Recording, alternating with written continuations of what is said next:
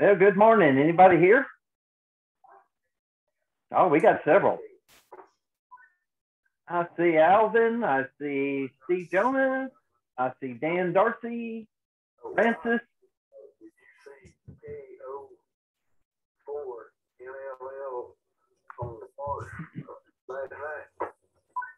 Well, good morning, gentlemen. How are y'all? Doing well, thank you. It's Francis. Yes, Francis, good to see you this morning. Or hear you, whatever. I don't see you, but I hear you. Yeah, I haven't got video turned on. I didn't figure to turn it on until we needed to, if it needed to. Not a problem. Very good. Very good. All right. Steve, are you on?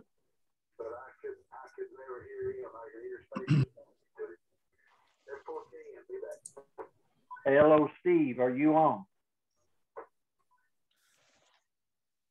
I don't hear Steve.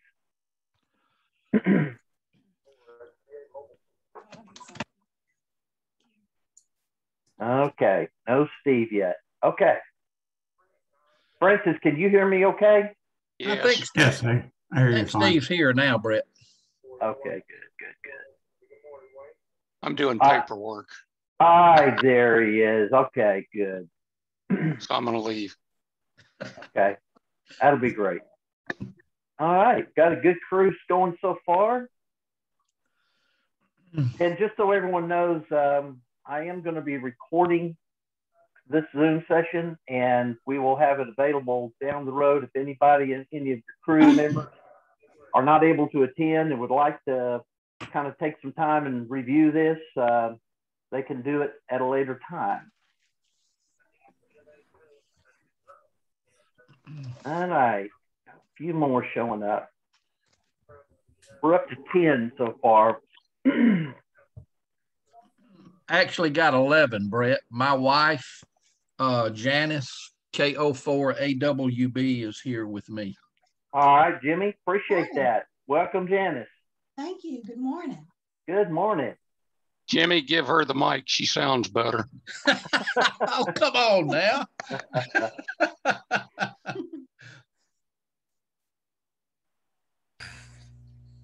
Oh, me. Hello, Brett. Good morning. How are you? Just fine. It's Larry here. Yeah, Larry, I got it. Good to see you this morning. Well, I don't see you though. Are you? Yeah. You don't have your mic, your camera on. Yeah, I didn't. I don't usually do that for meetings, but if that's part of the interaction, I can do that. Well, by virtue of the fact that we're not all together in a big room and where we can see each other's faces. Hello. The nice part about video is people can see your ugly mug, and they may say, "Oh my God, I don't miss not seeing that." But right. Well, at least I have a background that is evocative, even if my face is otherwise. I see Mark Bell has brought a secondary person in on this training session today as well. I don't know if it's a person. Hey, Brett. How's North Georgia doing? We're doing good, my friend. Doing very well. We've been inundated with rain, and I've been trying to send as much as I could down to Savannah, but Steve won't take it. I got my share. I don't need yours. All right, can everybody see my screen? Is that sharing well? Yeah. All right, very good. Very good. Well, we'll wait a few minutes. We've got, looks like roughly 4 minutes according to my clock before we get cranked up. Does anybody have any questions? Is this any of you, is this your first experience with Zoom?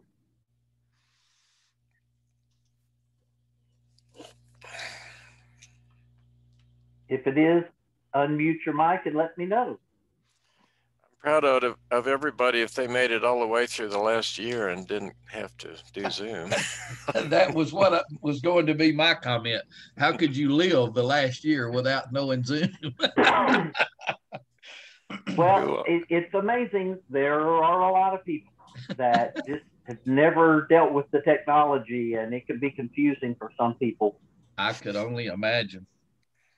But just for everyone's edification, you know, anybody can do Zoom, and they have, I think, up to 5 people on a call, separate people on a call at a time under the free version. I've actually purchased a license for the Zoom Enterprise, which basically gives us the ability to have up to 100 people on a Zoom call. So being that this technology is out there, Steve and I were thinking, well, this is kind of crazy. Why don't we take advantage of this? We can't all get together. And, you know, since they only schedule the state Aries meeting once a year, which is typically when we've done our training, why don't we plan to do this on, you know, as needed, and be able to have meetings and talk about circumstances and situations? And we thought, let's do it. So this is our first inaugural session here to try to get this cranked up. So hopefully this will work well for everybody. Okay, Brett, just a piece of housekeeping. There is a sign up in Aries Connect, and I've been filling it in as we're going. But if anybody hasn't registered and wants to go ahead and do it, that'll save me a little effort. Jimmy, I got Janice in just a second ago. Okay, great. Thank you. Ron, this is Neil. I have not signed in either. Neil, I've got you in already. Thank you, sir. Yeah, Steve, I think I've got everybody that. I think I've got most everybody that's here, but I'm fighting to find everybody. Okay. Any other housekeeping issues, Steve, before I get into mine? Nah. Okay. Well, we still lack about a minute. I'd like to only have to say everything one time if possible, but we'll go ahead and go through this. What makes the Zoom meeting so good is that while we ask everybody to keep their mics muted for now, we will be doing a Q&A at the end where people can jump in and speak. But if you'll notice, when you get down to your, if you open up your control panel in Zoom, there is a feature called chat. If you'll see it, open up the chat and kind of drag that off to a side. You know, I use the left side for mine. And then you will see, you can actually put in questions as we're going along in real time. And we'll be watching that. And if we're in a particular topic and you have a question or an issue, just type out just a quick question that you have. And as we go through it, we can take a moment and cover those questions as they come up. That makes sense? I hope so. All right, well, I'm showing 10:01. We are currently sitting at, let's see here. We got 15 right now. I think we'll have more people joining us as we go, but I don't want to put off a whole lot. We can wait another minute or two if we need to. Before we get started, does anybody have any questions before we get cranked up, or anything particular that they want to make, either emergency or announcements?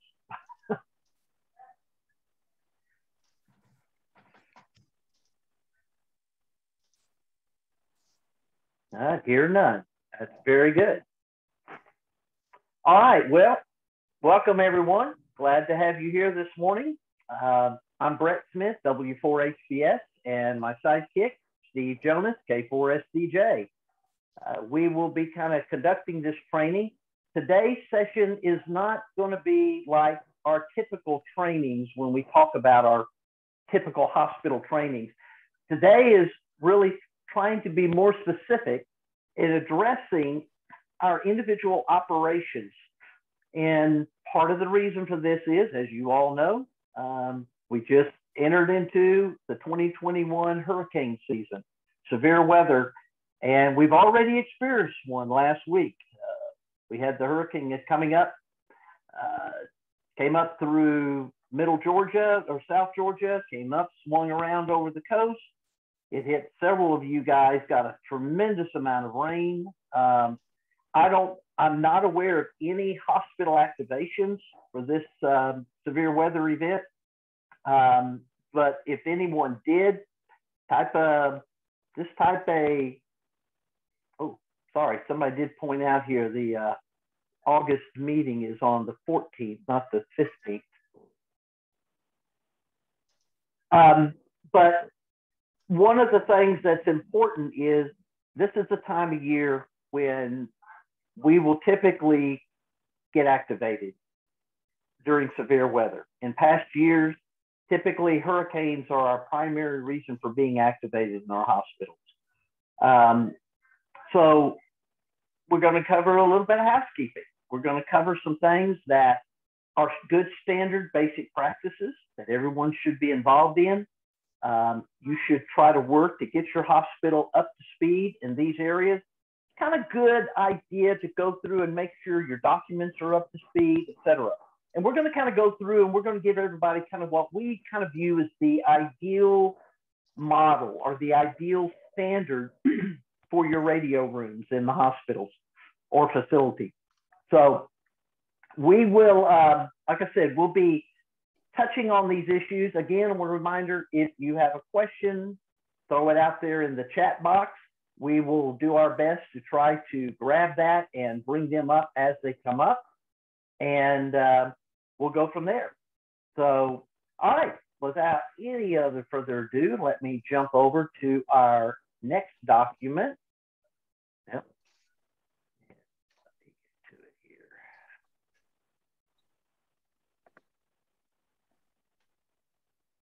Hey, bear with me here. Yeah, jump up. Okay. We're going to talk about our radio room standard operating procedures. Steve, did you want to pick up from here? Not really, but I will. Okay. As we train, that's the same way we'll operate during an emergency.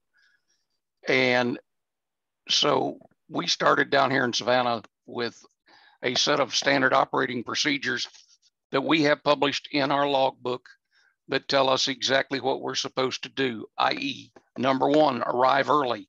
Why? To check your equipment, get everything set up and operational, and start working the log station logbook for all the things that have got to be recorded. Prior to hooking up the antennas, we require a SWR check and recording of the readings for each one of the frequencies we test. We test the primary and secondary frequencies and the digital frequencies on the HF. We also check the UHF and VHF readings for that radio and antenna system, just to make sure that they're running in the ballpark. Every region, did somebody have something to say? Yeah, I was going to say, Steve, that this is a really important thing to do. And many of us, we go in, we don't think about this. But remember, we're only going into the facility once a month. Now, for many of you, you haven't been in your facility in over a year because of the COVID. When you do get back into your facility, it is critical that you run an SWR check on your system and your antennas and coax, because you don't know what all has happened in that time that you've been gone. But even in 30 days time, you may come in and you're not aware that they had some maintenance workers up on the roof and that cable was in the way. They said, I think it's old. I don't think it's important. Let's just cut it and get it out of our way. You never know. That has happened. Yes, it has. On more than one hospital, it's happened. But anyway, so it's important, just as a matter of habit, to always check the SWRs before you start operating. And if you run into a problem, then it's time to rush up and see what you can figure out as to what the problem is. Okay. Every region should have a frequency assigned, a simplex frequency, either HF, UHF, or VHF.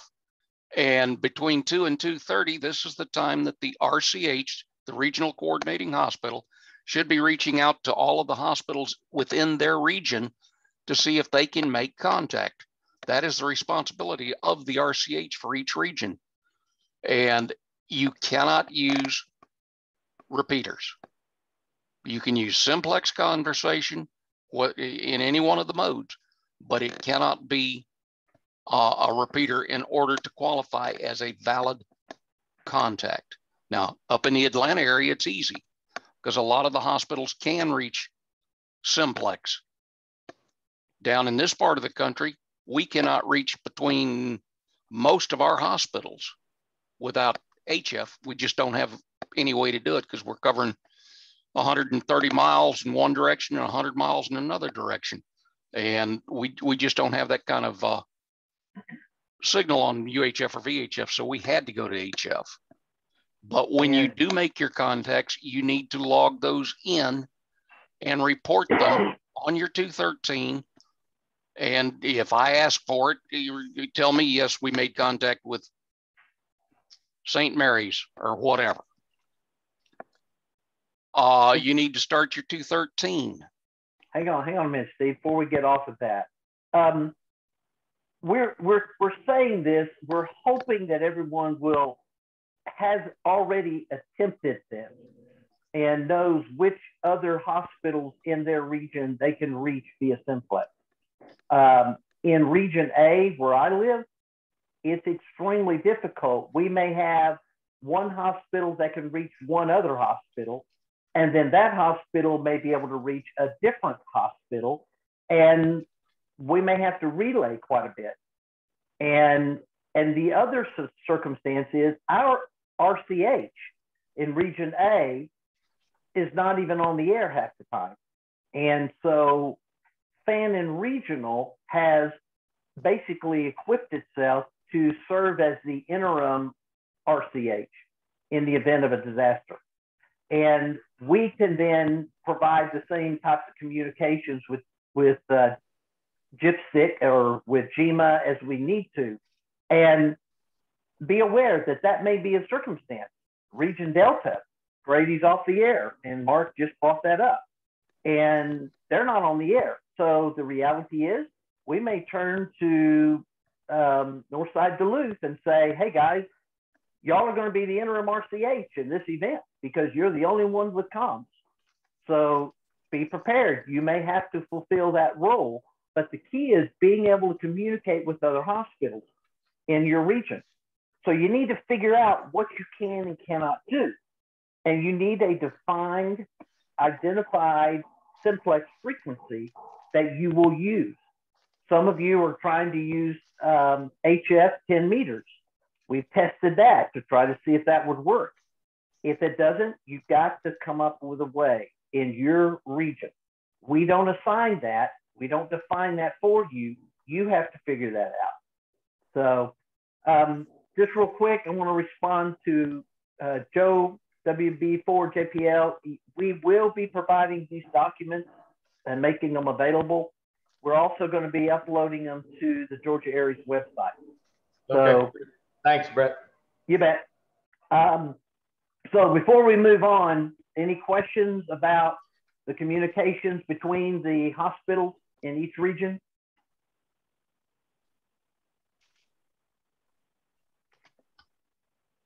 Okay, go ahead, Steve.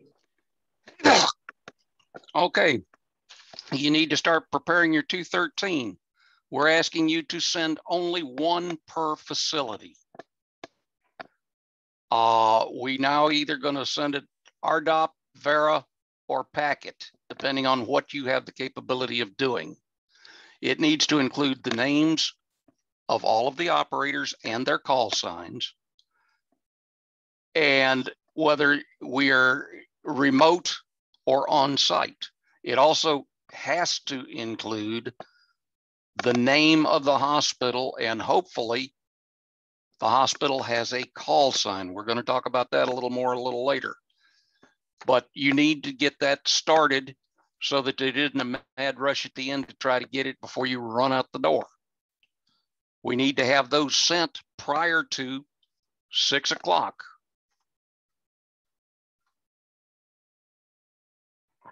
Okay, a couple other small items here. Since I handle all the WinLink messages coming in, one of the things that I am seeing over and over and over again is I'll receive a 213 and it may say in the message section, I can see who it's from, and it'll say one operator on site. But there's nowhere in the document does it list what facility, what hospital. Now, I'll be honest with you. We're at the point now, I can tell whoever sent it, I pretty much know which hospital you're at. So I kind of fudge and I kind of accept that. But remember, it's garbage in, garbage out. We have to get accurate information, and it makes our lives easier because there may be a circumstance where neither Steve or I are actually running and handling operations, and whoever steps in and covers for us may not know who you are, and they'll be lost. They have no concept of what hospital. So when you fill out your 213, there's several places where you can do it, but I think at the very top, under just the name of the incident, put down the name of your hospital. Make sure that all 213s include that basic information. Second thing I get is when you list other operators on site or supporting you off site, make sure you take a moment and accurately list their call sign, because we will get them. I'll have call signs and we'll go, we don't know who that is. We've never seen that call sign before. And we go punch it in and it comes back as invalid.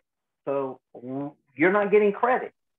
But it's important that any information listed in the 213 is as accurate as possible. So just take a moment, look it over before you send it, make sure it's accurate. Another item that comes up, many people like to use the saved forms in WinLink.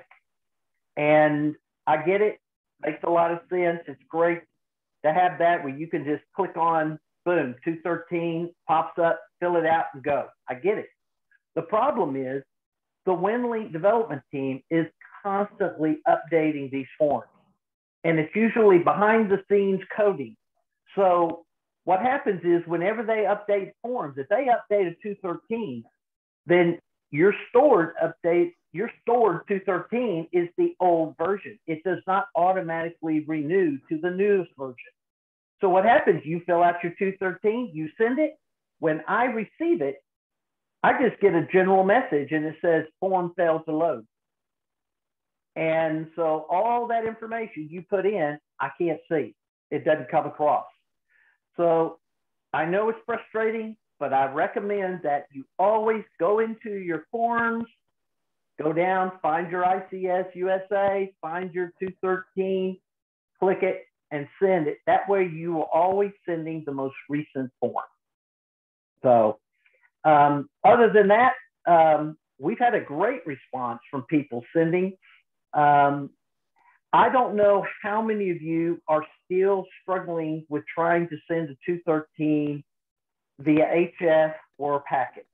I don't know, because I will see some people list on there, they'll say sent via Vera or sent via Larry's AV4NX gateway.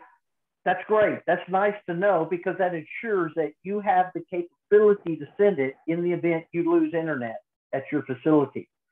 Guys, that's the purpose of our training here, is try your best to send it via the radio as opposed to Telnet.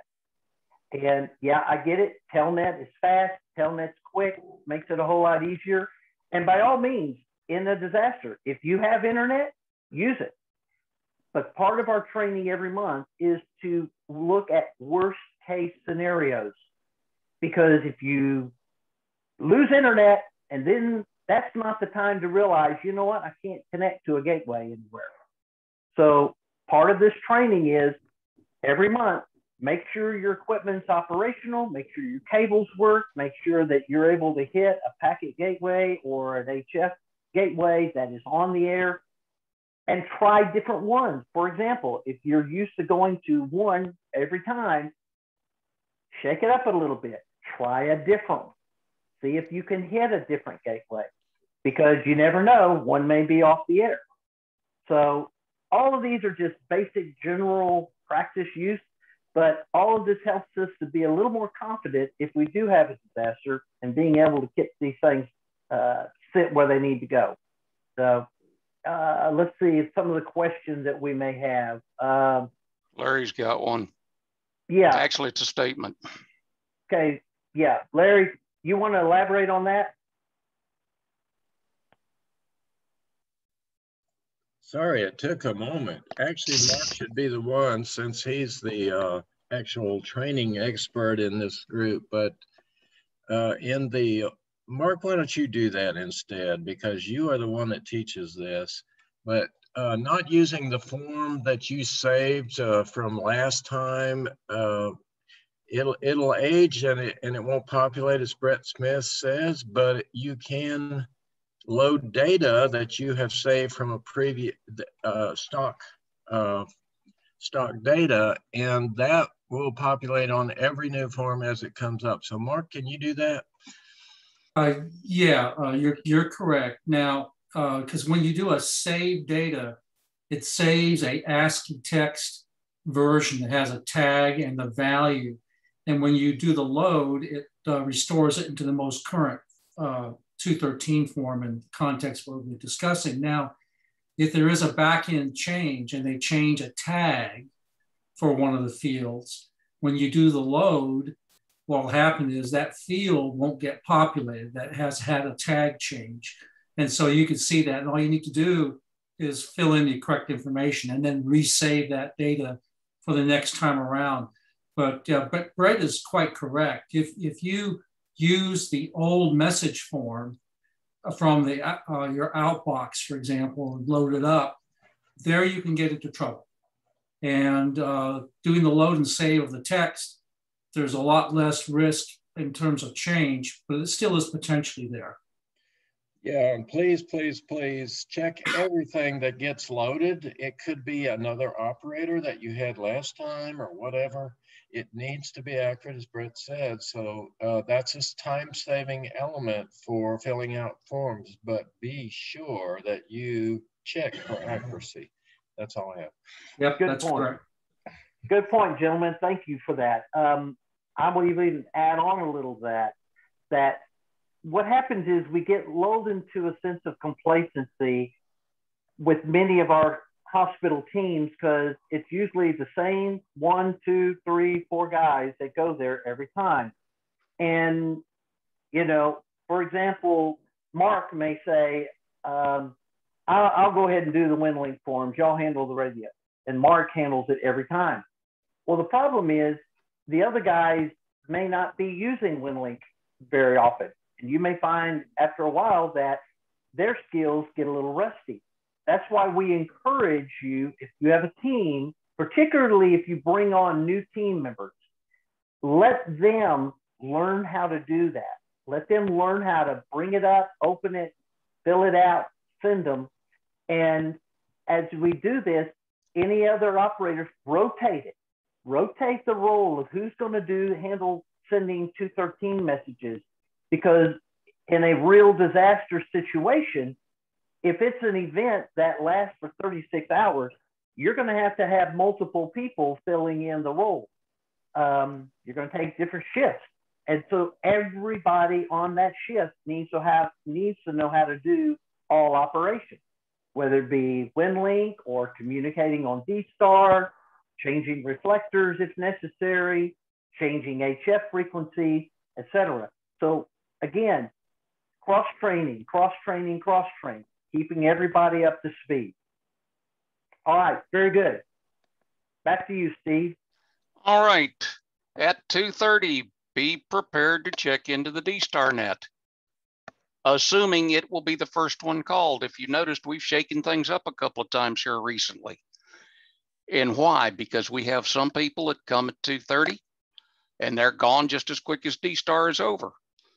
And in a real life emergency, we don't know what we'll start with. We don't know what frequency we will be on. We will be putting the word out as quickly as we can.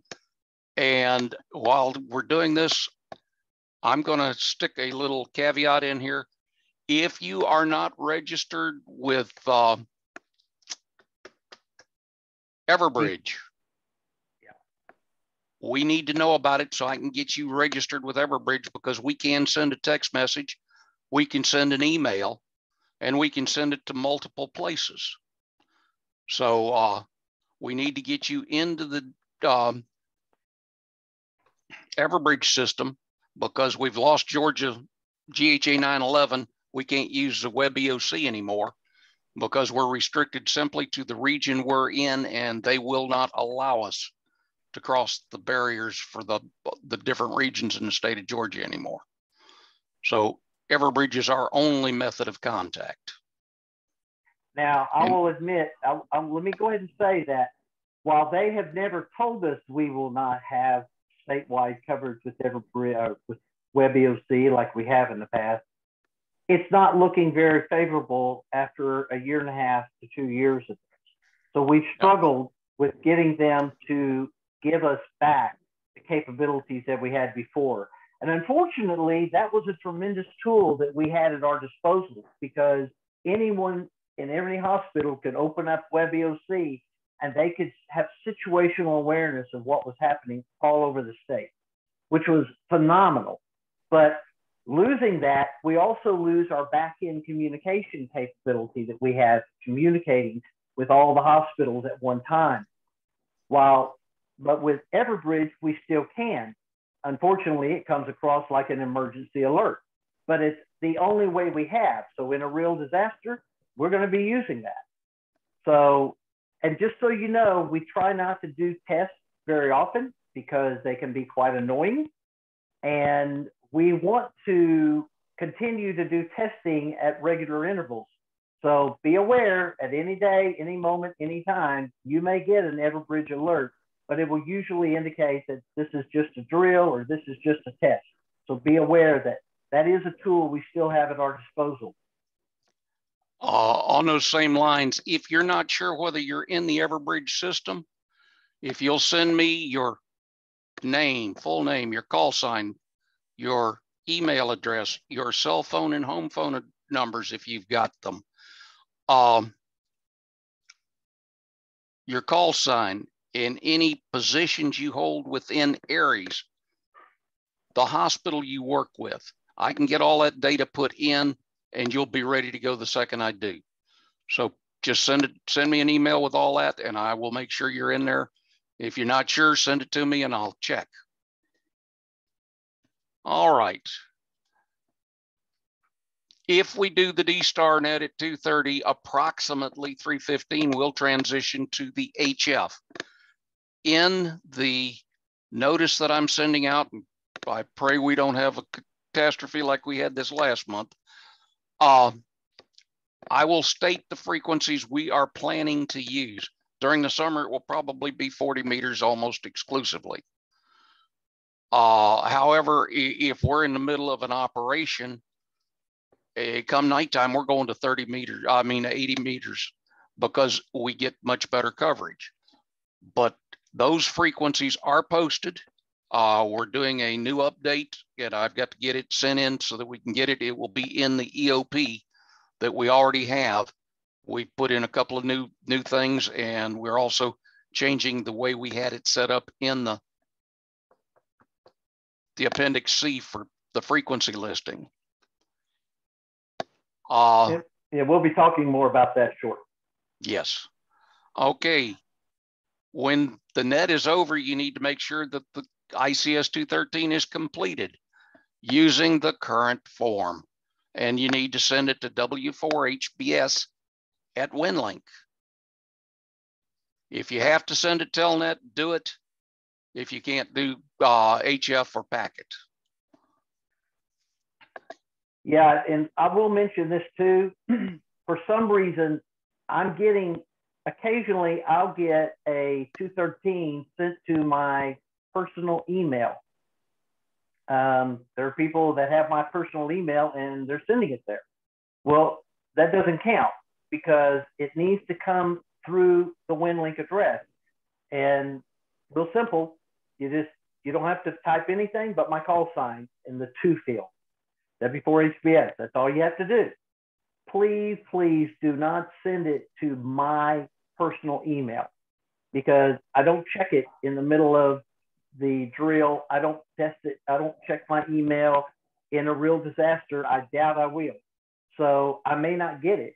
But here's the other problem too. What am I supposed to do with it? I can't put it back into my WinLink. It won't show up in my 309 when I print it out of WinLink at the end of a training session or the end of a activation. So it doesn't count. And if it's not there, it didn't happen. So just be aware, make sure you have the addresses correct and all the call signs entered in there are correct as well. Okay, the other thing you need to do is create an ICS 309 for every activation or training. Basically, that's a logbook of all the contacts you've made during that operation or time period. Yeah, I don't know how many of your hospital stations during a drill, how many are actually doing a 309, since we don't ask for those to be sent to us. But keep this in mind. Every time you show up at that hospital, you need to have it documented in your logbook.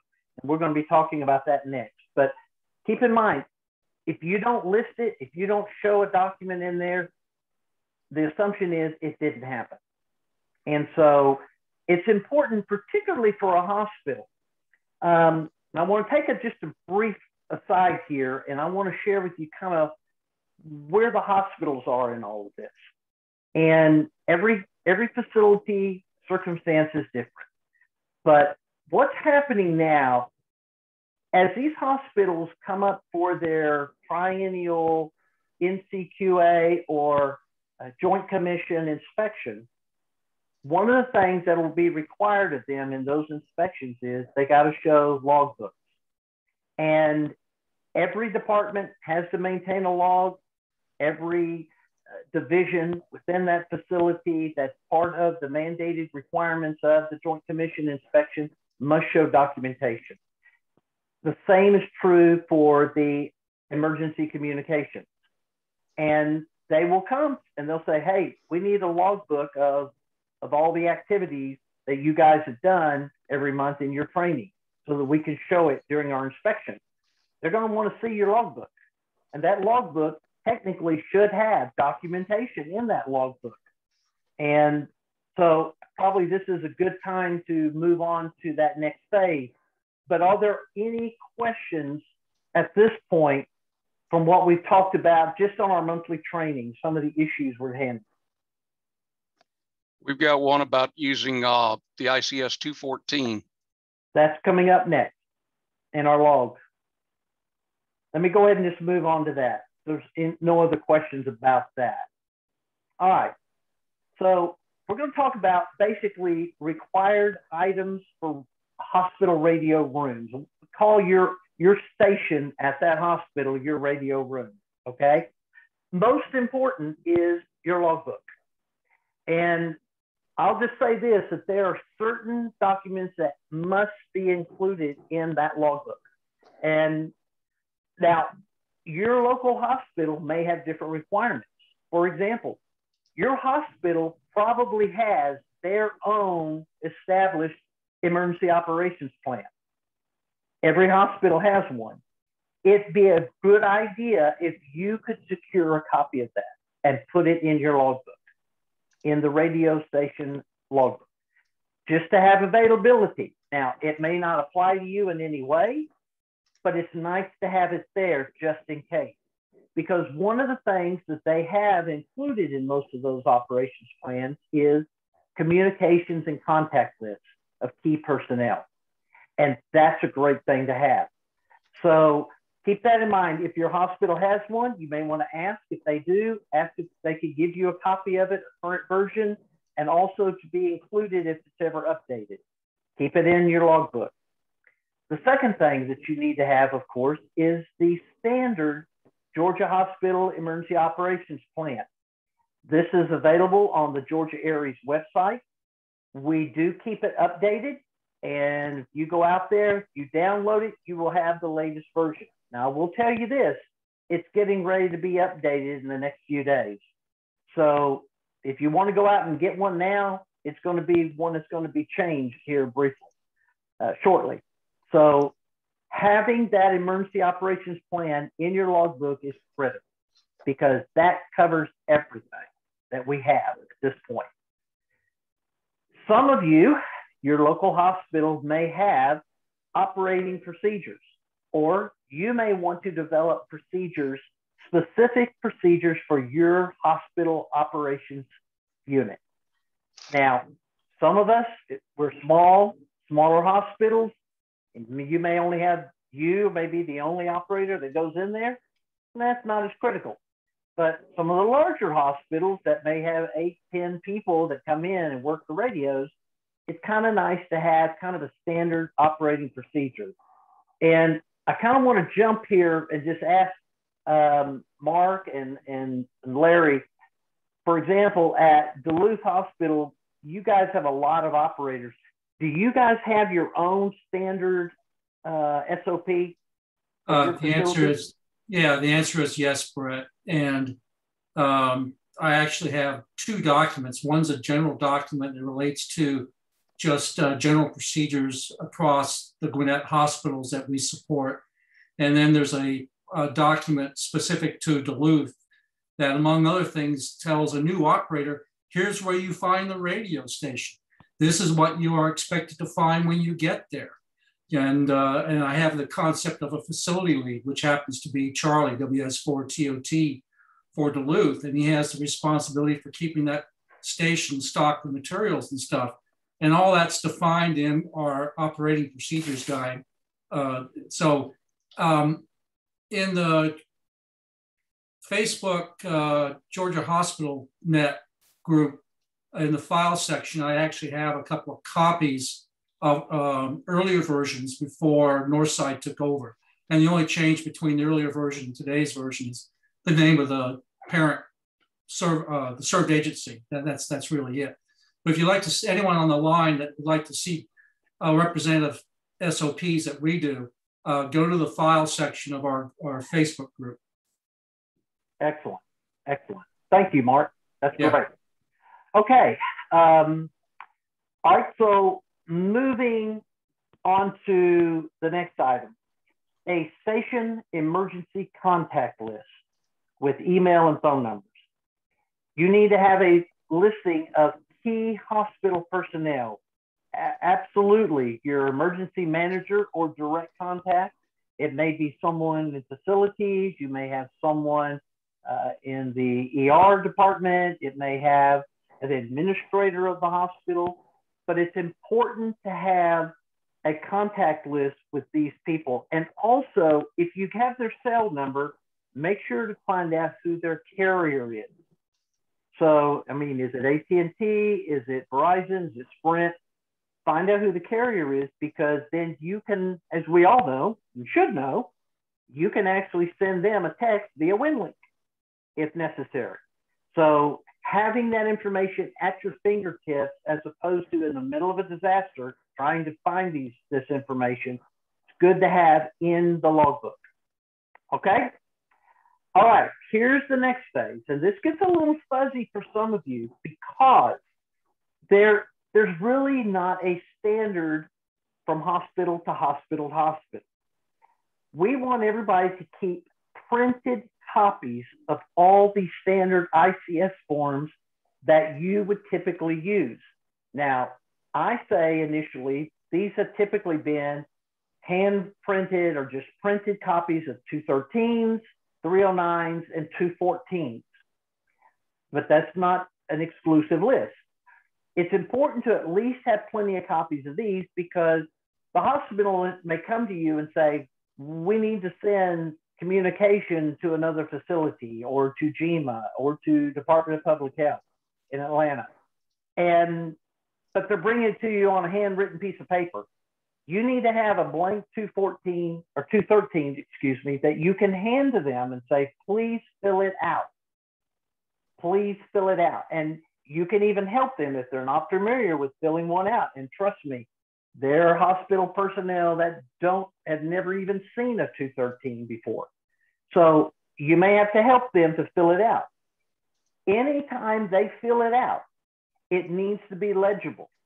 Because if you can't read it, to type it in and send that 213, because you will have to. In most cases, if you don't have a scanner there to scan it, you're going to have to transpose it and fill it in on WinLink, on a WinLink form. Just you'll have to manually type it in, which is really not a big deal. But remember this, if you scan a document, the file size of that document is critical because WinLink does not give us very much headway here. That file size has got to be tiny, tiny, tiny. And if it's too large, you send it and you think it's gone, but guess what? It's hung. It did not go. So be aware of that. It's almost simpler, we have found, to hand type it into a WinLink form as if we're sending one ourselves. Transpose it and just copy it. And when you get one received, you can print it. If you have a local printer there, which I hope all of you do have, but you'd be able to print it and just hand them the printed copy of it. So that's important to have blanks available. Now, how many? I don't know. Good question. Mark, how many do you have at Duluth? We've got in our folder several ICS 213 blanks, 309s, 214s. And also on the topic of having copies available for the agency, there's two other forms I think that folks should print hard copies of, and you may mention this later, but there's a hospital status report and a hospital bed count report. And this past year, for example, the bed count was a very critical one done in the context of COVID and balancing patients around the region. And the hospital status report is derived from an HSS form. And they're not quite 100% standard with the HSS stuff. So you may want to print a local copy, hard copy of it, and then share it with your hospital HICS staff. And that's something I just recently did. My alarm clock is going off behind me, my parrot, pardon me. Very good point. The question though, how many blank 213s do you need to have available? I'd start off and say at least 20 to 30, just to have them available. Now, hopefully there's a hospital that's still operational. They have a printer or a scanner and you can print off a bunch of copies if you need to of the blank. Brett, Mark here real quick. So in our case, the hospital has provided us a printer and the printer is on the red plug on the emergency power system. So we are able to generate forms as we need. Exactly, exactly. But again, we have to operate under the assumption it may not be available. So have as many as you can in your logbook just for safekeeping. All right, beyond the 213, you need to have blank 309. Now, I get it. If you send WinLink messages, WinLink will actually allow you to print out a 309 at the end of the event. The problem is that won't cover any type of communications contacts that you've made or traffic pass using either HF or VHF or UHF. So you're going to need to keep a handwritten printed copy of a 309. So there are different ways that people operate. Steve and I have one that's built in Excel. And it's nice, we can just bring it up, we can type it in on screen and we can print it. Or we can attach it as an email. Other of you that don't have that on a computer, it's ideal to have a blank copy of the 309 or multiple copies of it. So someone can sit there and just handwrite them in. And when the event is over with, you can scan it and you can send it. So the 309 is important because that documents every communication either sent or received by the operator. And this is critically important that you document every contact. The reason why is that if it's not documented, it didn't happen. And ultimately, because of the seriousness of the work that we're doing, hospitals depend on us to log and track our activities. That's just, that goes without being said. There's an understanding that they need to have a record of every communication that we sent. And it also has a date timestamp. They want to know when was it sent? When did you receive that message, etc. So your 309 are very, very critical. All right. Some of you may not use the 205. But a 205 basically is going to be a basic document that you really just need to have filled out one time. And to describe what the 205 is, I'm going to jump over and show you a different document here, if I can. Bear with me just a second. And then I'm going to share this once I get it. So let me pull this up. All right. All right. Give me just a second and I will share it. All right. All right. Can everyone see what I'm looking at here?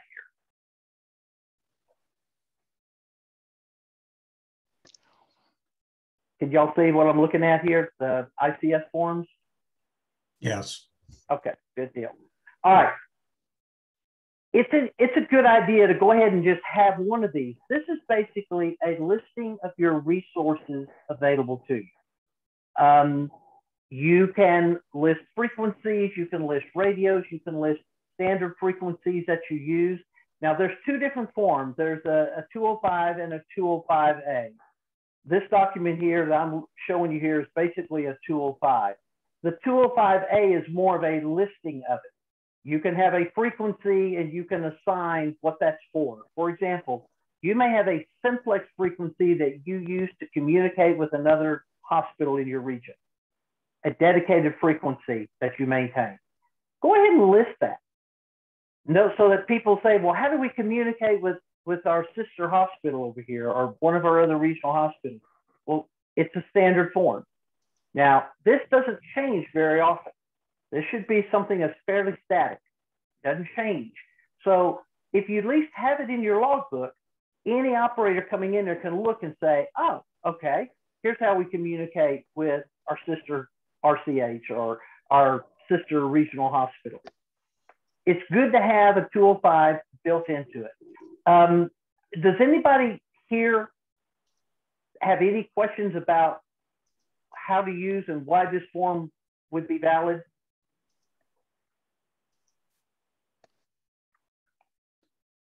Guess not. Okay. Let me get back over here what we were dealing with. All right. Okay. So having a 205 is a one-time thing. Some hospitals also like to use 210s. Steve, you want to talk about how y'all use your 210s?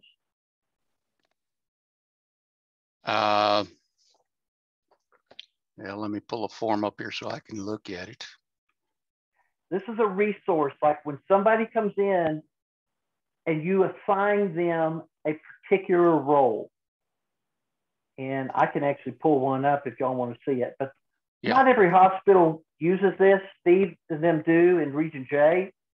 Basically, where they have every person, when they show up and are assigned a duty, and this would particularly be useful in an actual activation. You have people that show up, they sign in, you need to assign them a task. Then at some point down the road, they move from one task to another task. Like one person may be the primary radio operator. Another person may be assigned to handle all digital communication. Another person may be assigned to document. document information, traffic in, traffic out, kind of like a scribe. If you have multiple operators that show up, you can assign each of them a specific task. And that's what the 210 would identify. Okay? Not every hospital has that. It's up to you. If you feel that that would be if you have multiple operators, if it's only one or two of you in a hospital, probably not necessary. But if you've got, like at Paulding, I think they have up to 12 people that come into the Paulding Hospital and work the radios at different times. So if you have multiple shifts, multiple people coming in, probably a good idea to keep a 210 just to keep things organized. Okay? Any questions about that so far? All right, not hearing any. Yeah, let me bring up my chat. Make sure I'm. All right. Okay. Good point. Larry brought up that WinLink, the 309s, you can bring them up independently. We have played with these before, and I will say this, that in the past, I have brought up a 309 in WinLink to use and just kind of minimize, to use it to fill out online, and found out that after an hour, it closed. And I had been putting all my information in it, and it was gone. So just for kicks and giggles, I don't rely on that anymore. I keep a hard copy that I can handwrite. So you don't, yes. We're teaching, and Mark can elaborate on this, the non-express use of WinLink forms, and it is a distinct skill set that's advanced. So let me just make a little pitch for our educational efforts in Georgia Aries. We will be having a full-size WinLink course that will teach you all these advanced tricks so that you can use WinLink to manage stuff and not lose your forms and have all these problems. So there you go. Back to okay, let me toss one in too. I have a 309 that I created in Excel. I don't have to worry about it disappearing, and it will actually populate the time whenever I put in a call sign. Well, I'm sorry, Steve. The reason we use the ICS 309 form from WinLink is that it extrudes the essential stuff and is sent, and then you can send it by WinLink without the excess baggage. So well, yeah, I understand that. So anyway, just to let you know, and Mark can elaborate because he is the expert on that particular subject. So just to add into the picture here, on the new version of 309s, you can import from a CSV file. So you can take you have to have the column headings named correctly, but you could take your spreadsheet 309, export it as a CSV, and then import it into the 309 WinLink form. Really cool. And just as a point of history here, Mark, I think it was like 5 or 6 years ago, when I actually worked with the WinLink development team to actually create the first 309 form in WinLink. They didn't even have one. They did not have one. So it sounds like you've actually built to work off of the one that I originally created. It probably is. I work with the WinLink development team also on the forms lead, and he's made a number of corrections to include, by the way, having the ability to run these forms independently of WinLink and remove the submit button. Because if you run these forms independent of WinLink in the old style and you hit the submit, because there's no WinLink behind you to capture that data, that's lost. Anyway, that button's no longer there if you run the forms outside of the context of WinLink Express. So, very good. Well, and you know, it's interesting. Mark, are you going to be, just as an aside here, Mark, are you going to be doing any presentation at the state meeting? Yes, I will. It'll be a small portion of an overall session on digital communications by Aaron and Larry. And I've got a few moments in there to talk about the WinLink training program. We may want to talk to you after this training session because Steve and I just this morning, and I'm sure you probably saw it too, we got the latest configuration of the training class schedules for the training. And we were anticipating having two hours for our training, hospital training. But according to the list we got this morning, they've extended it to a 3-hour training. We have 3 hours. And we may want to talk with you about the possibility of you kind of taking some of that time in the hospital training and maybe cover some of this. Would that be something you'd be willing to look at? Yeah, but I'm not sure whether I'm committed elsewhere for parts of that. So yeah, we'll have to check the overlap. We'll have to check the overlap between the two courses because we're going to have a kind of evenly divided 50-minute session with Aaron and I and Mark. So all we have to do is to make sure that he hasn't committed elsewise. I would like to be involved as well, but. Oh no, he's got WinLink Proficiency at 2:30 to 3:30, 3:20. That's what I was afraid of.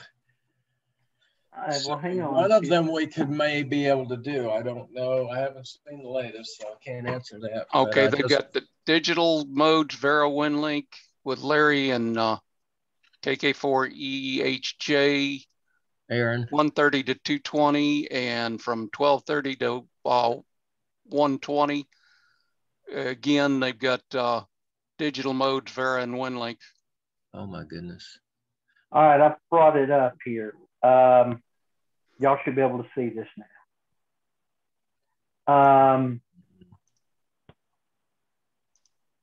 The problem is I can't scroll my screen. There you go. Hold on. Let me move up here. All right, so you know what? This is not the new one. Is this? Yeah, it is too. Okay, is this the one I got this morning. Okay.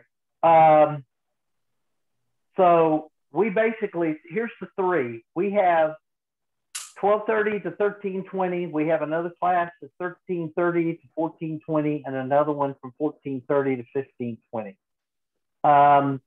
If y'all are doing the WinLink Proficiency, looks like the 14:30 to 15:20, correct? Is that the only time y'all are doing y'all's training? On digital modes, I'm doing it 12:30 to 13:20. I don't quite understand what he's done here because he's kind of separated Mark out, and I'm going to have to talk to him about what's going on here. I really don't understand it. Okay, so here's my question. Mark, are you involved in the digital modes training? Well, like Larry just said, we're going to have to straighten this out because we are under the assumption it's just going to be one period, and it's been broken out. So you're the same boat we are. you get this morning, you're going, whoa, wait a minute. Yeah. Well, totally unclear at this point. Yeah. Well, here's what I'm thinking, guys, and for everyone else that's monitoring this, bear with us here a moment. What you guys have done and the focus you have put into WinLink training, I think is critical that it be able to be shared through our hospital team. We have to, I would like to see if there's a way, and it may not be both of you. It may, maybe if I can get, if we can get Mark for, 20, 30 minutes, or if we can get Larry or one of you or somebody to come in.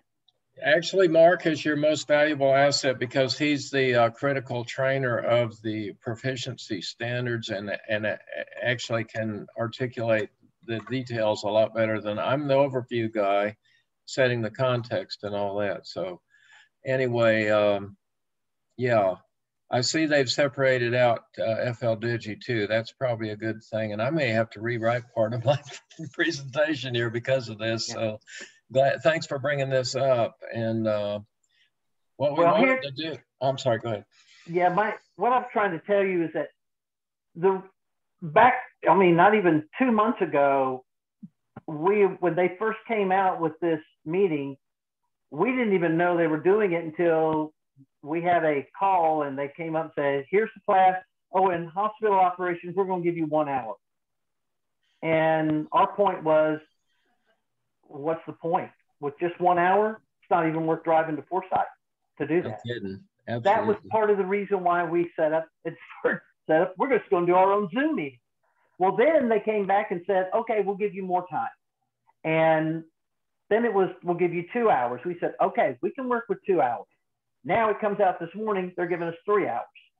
So what I would like to do is, and keep this in mind, Larry and Mark, when y'all are talking to them about coordinating your classes, try to carve out some time either in the second class period or the third class period where you might be able to come in and jump over to Conference Bay B and do some advanced training for the hospital team.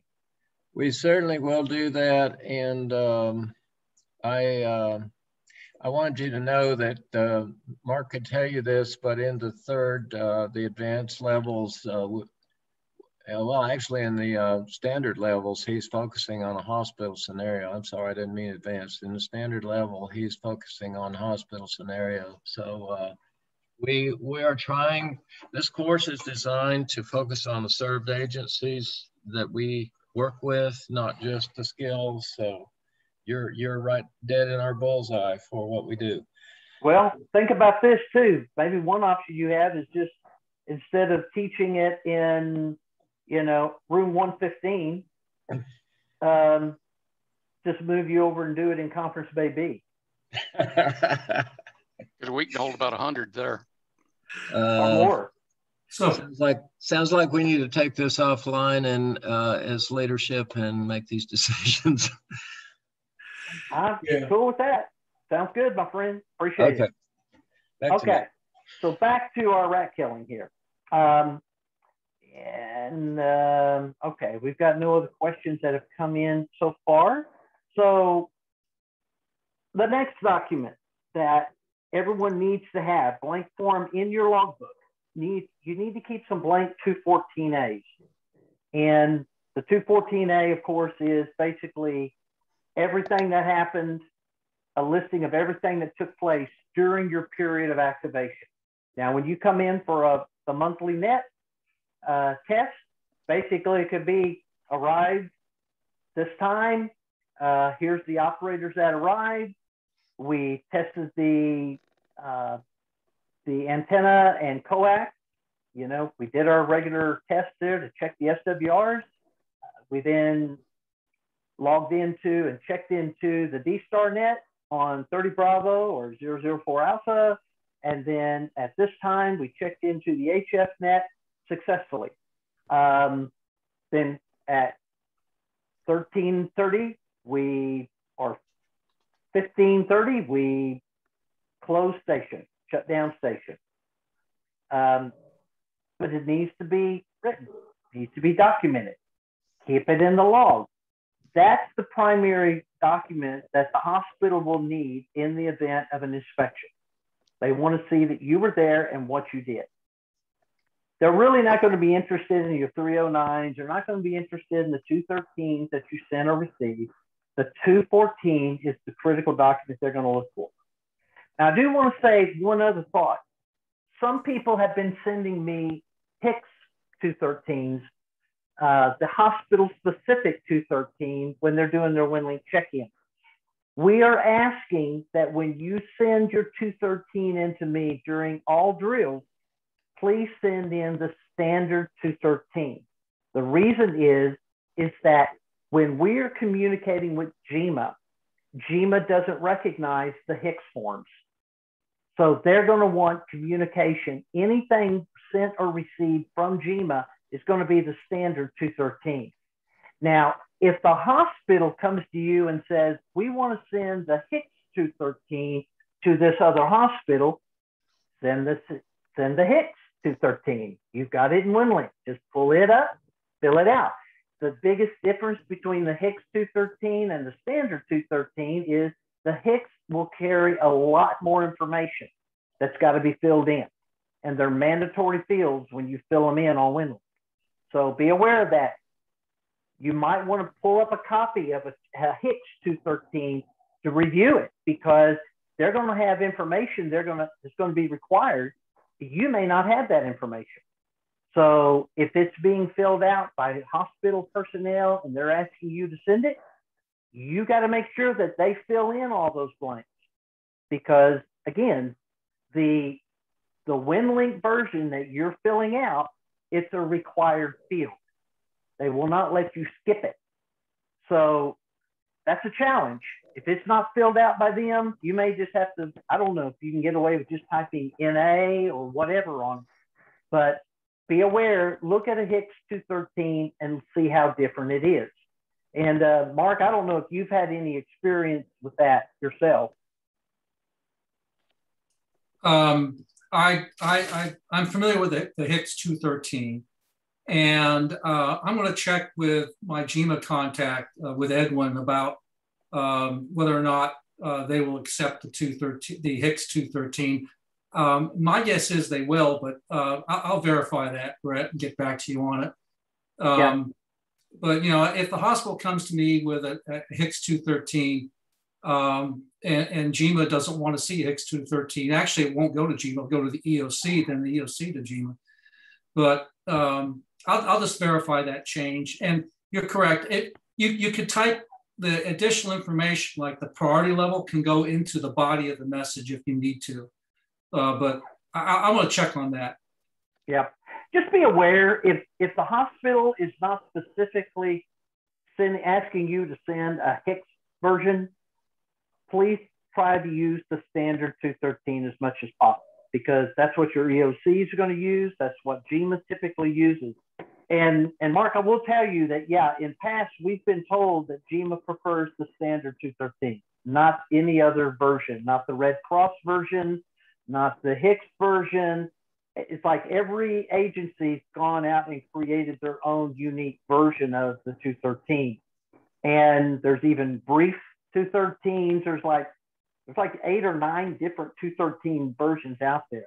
Yeah. And just to avoid confusion, GMA has stipulated use the standard ICS 213. Yeah. So, thank you. Okay. All right. And then again, not necessarily applicable to our monthly test, but if you are actually activated, and we're going to be rolling into this a scenario of where you are actually activated for a disaster event. But anytime you are ever asked to activate, afterwards, you must complete an after action report. Now, this is not a standard 213 or standard ICS form. This is basically a document that you prepare for the served agency, that that dictates who was there, what you did, who you communicated with, when you shut down, and when you deactivated. And also, go ahead, Steve. It also contains the things that went right and the things that went wrong and possible solutions for correcting those problems.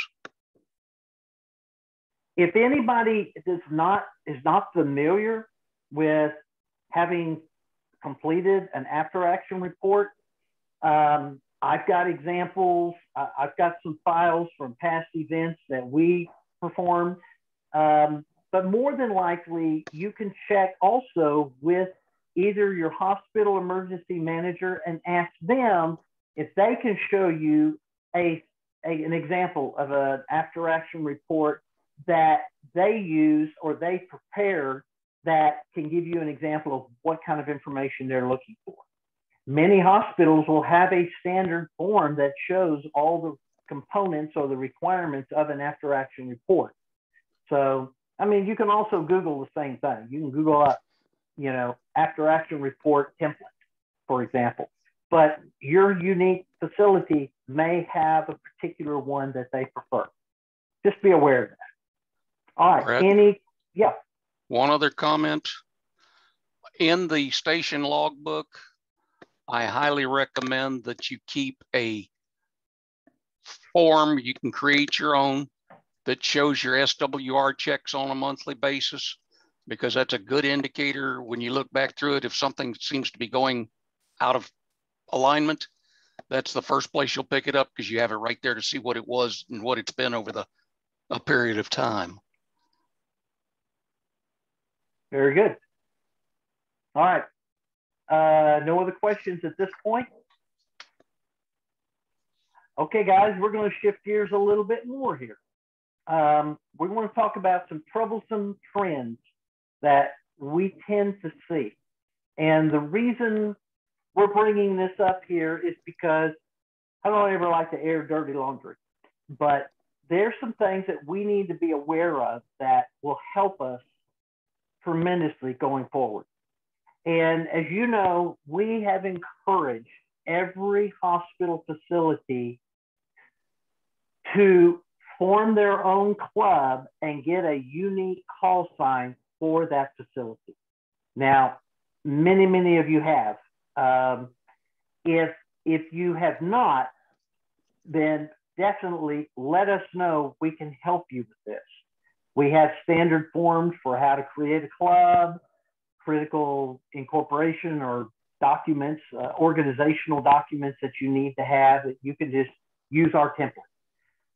The reason why this is important is, and I'll tell you what I'm seeing. I'm getting hospital check-ins from a single operator. He's using his call sign for that facility. Now think about this. If we're in a real disaster, and I'm gonna pick on Larry here for a minute. Okay, Larry, I apologize. I know you don't mind. But let's just say Larry's the first one on scene at the hospital. So he goes in, and let's just say Larry's hospital does not have their own call sign. So Larry's sending and receiving WinLink messages from his AB4NX call sign. But he's having to say AB4NX operator for Duluth Hospital, okay? And he's sending all this. And then Larry gets a call from his wife saying, hey, Larry, a tree just fell across our backyard or across the house, and we got water pouring into the bedroom. You got to come home now. And Larry, being a good husband, knows when my wife says jump, I ask how high. So Larry says, I'm out of here, guys. And he leaves. And then another operator comes in, got a different call sign. Now, people in the past are sending, not knowing Larry's left, they're trying to send documents back and forth to Northside Hospital. They're sending them to AB4NX. Who gets them? Are they the new operator there who's now using his call sign? Is he getting those WinLink messages? No. They're sitting on Larry's inbox. And Larry's computer shut down in the backseat of his car while he's out there mopping the floor in his house. There's your problem. Bret. Yes. There's another interesting gotcha that we discovered here in our district that you need to be aware of with these D-Star access. We have had calls for the hospitals and the health department for 10 years now. We just discovered that not a one of them had ever been registered with D-Star.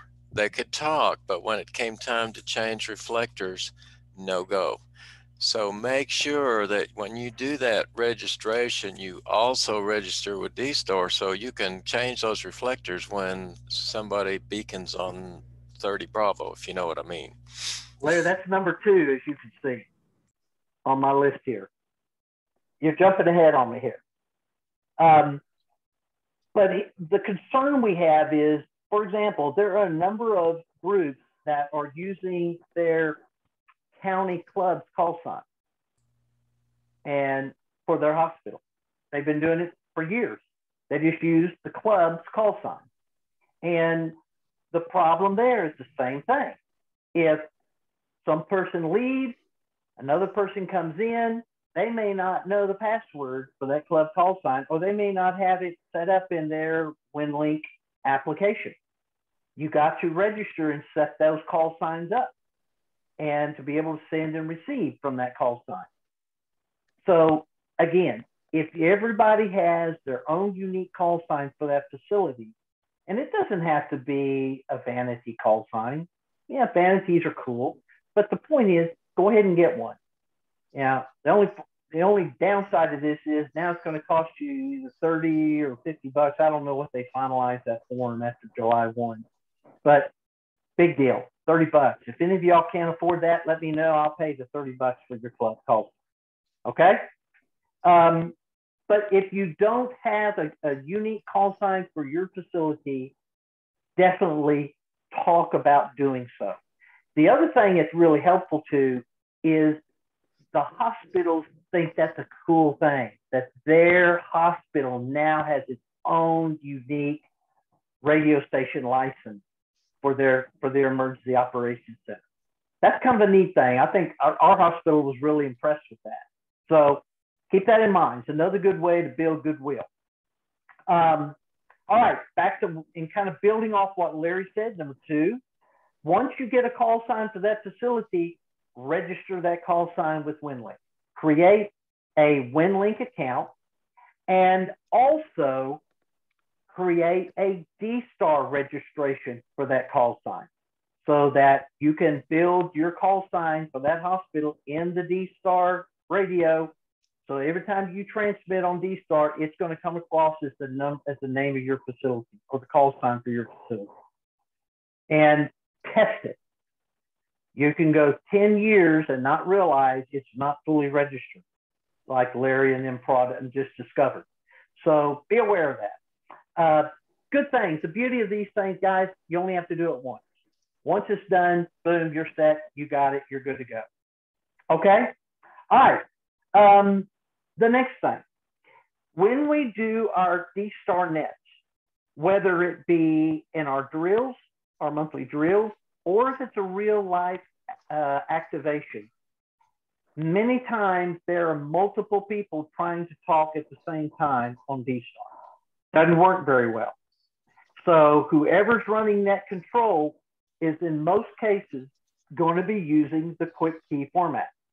And what this means, for those of you that are not familiar with it, Steve has a program he can run so that whenever somebody keys their microphone, it populates their call sign on his screen.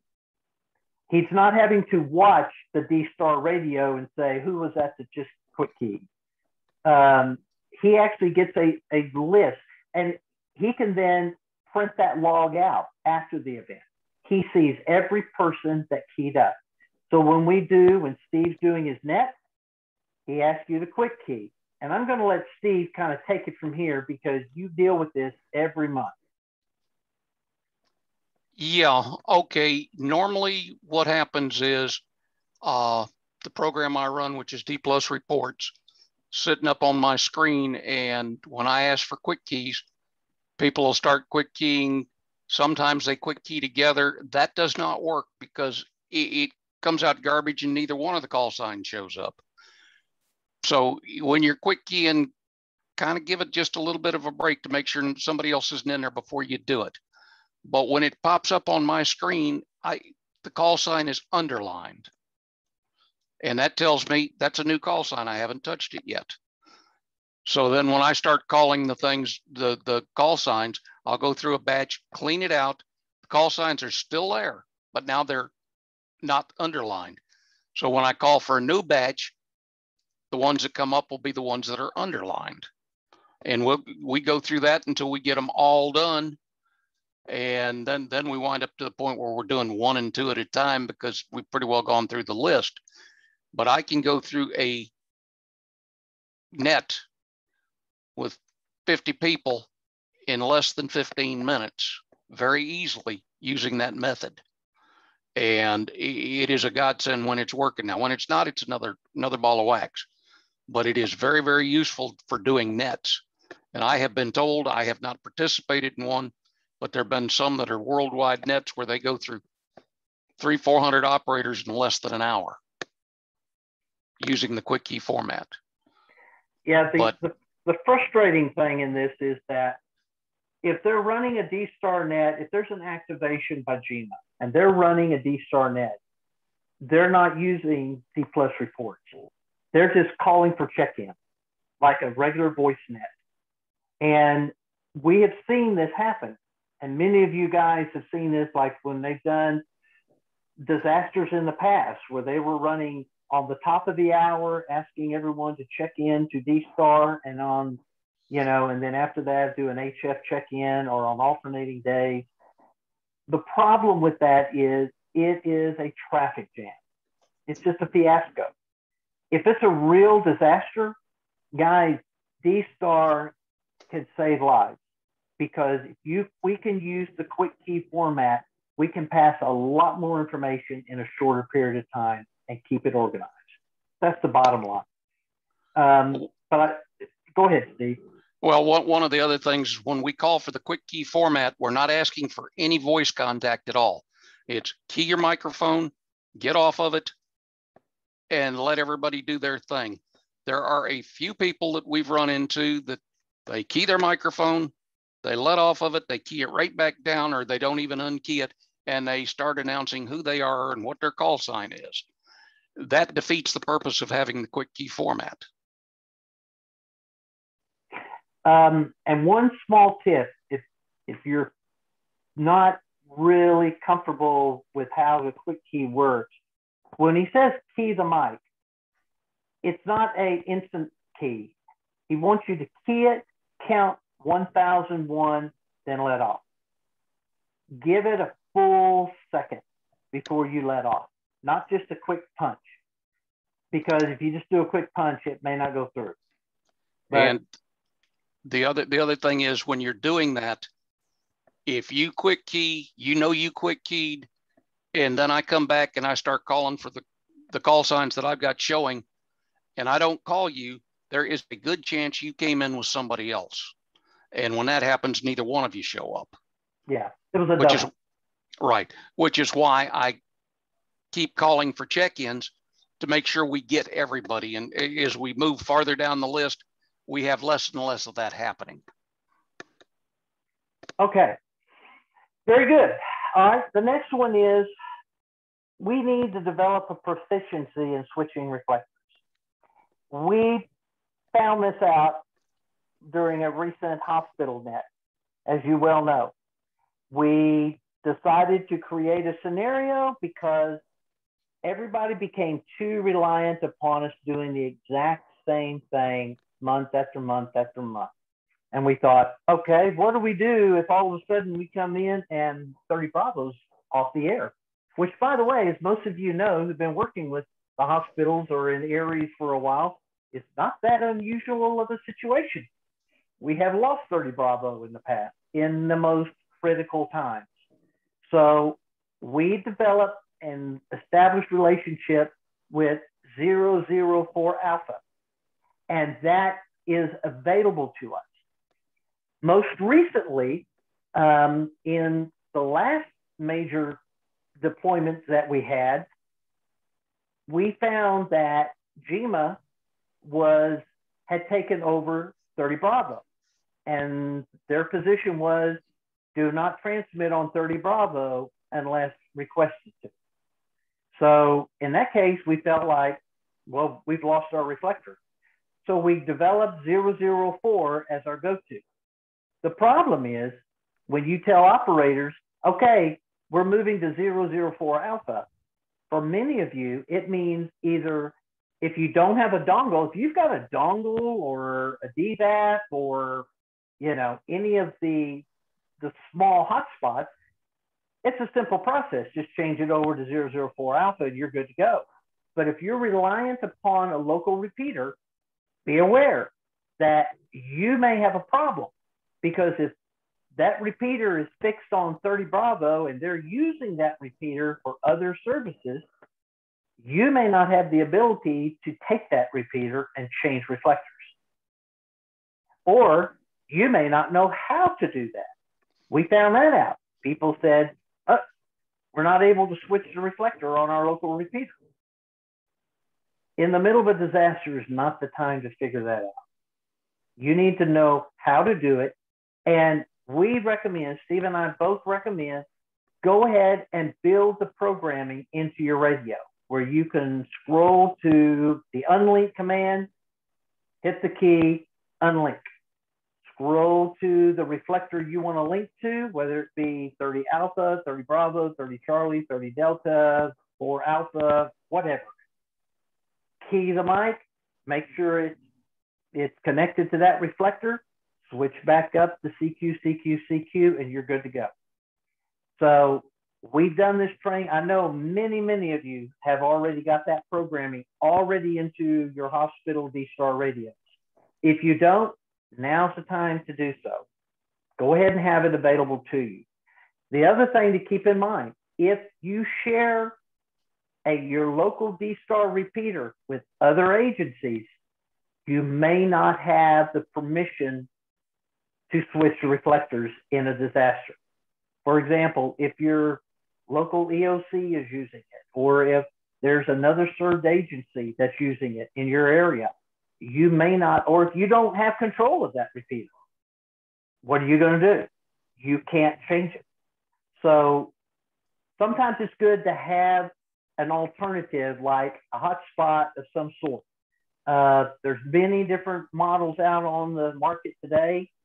All of the RCHs have the small DBAP that was provided to them. Other hospitals may not have that, but a lot of people have their own. It's a good idea to have. It's a great thing to have in your hospital just in case you lose the local repeater. Now, if you lose internet, it's the same problem. You don't have the ability to use D-Star. And that's why we don't use D-Star as our primary communications tool. Our primary is HF. So, okay. Any questions about D-Star and the quick key and how we use that? Or proficiency in switching reflectors? I think a lot of people figured that out this last time we did this event. So hopefully that will not be a problem going forward. All right, the next step is tuning HF frequency. We have found this issue where a lot of people who come into the hospital, who are working in the hospital, are having to use an HF radio that they are not personally familiar with. It's not the same HF rig they have at home. Maybe it's a majority of them are the Kenwood TS480s. Other people have upgraded or changed to different HF rigs. But right now, our recommended HF rig that we're recommending for any hospitals adding radio equipment is the ICOM 7100. Now, the problem with the ICOM 7100, while it's a great rig, it will handle V-Star, it'll handle HF, it'll handle digital, it'll do a lot of things. The one problem with it is it can be confusing if you're not familiar with the menu and how to set it up and operate it efficiently. So it's critical that every operator knows how to program frequencies using the VFO function. Now, hopefully all of your radios already have all of our primary frequencies pre-programmed.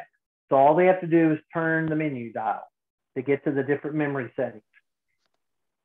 But what happens if something happens and we've got QRM on all of our primary frequencies? Net control may call and say, guys, I found us an open frequency. Everybody tune to this open frequency. And if it's not programmed, we have operators that don't know how to do that using VFO. Make sure your team knows how to do that. You give them a frequency and tell them to turn to 7189 and see if they can do it. Make sense? And look at that, Mark's throwing up their D-Star reflector channels. Mark, what was the point in that? Hang on while I find the mute. Oh, you were talking about using D-Star changing reflectors. And that in the ICOM 2820, it was a very popular radio that I believe several hospitals have.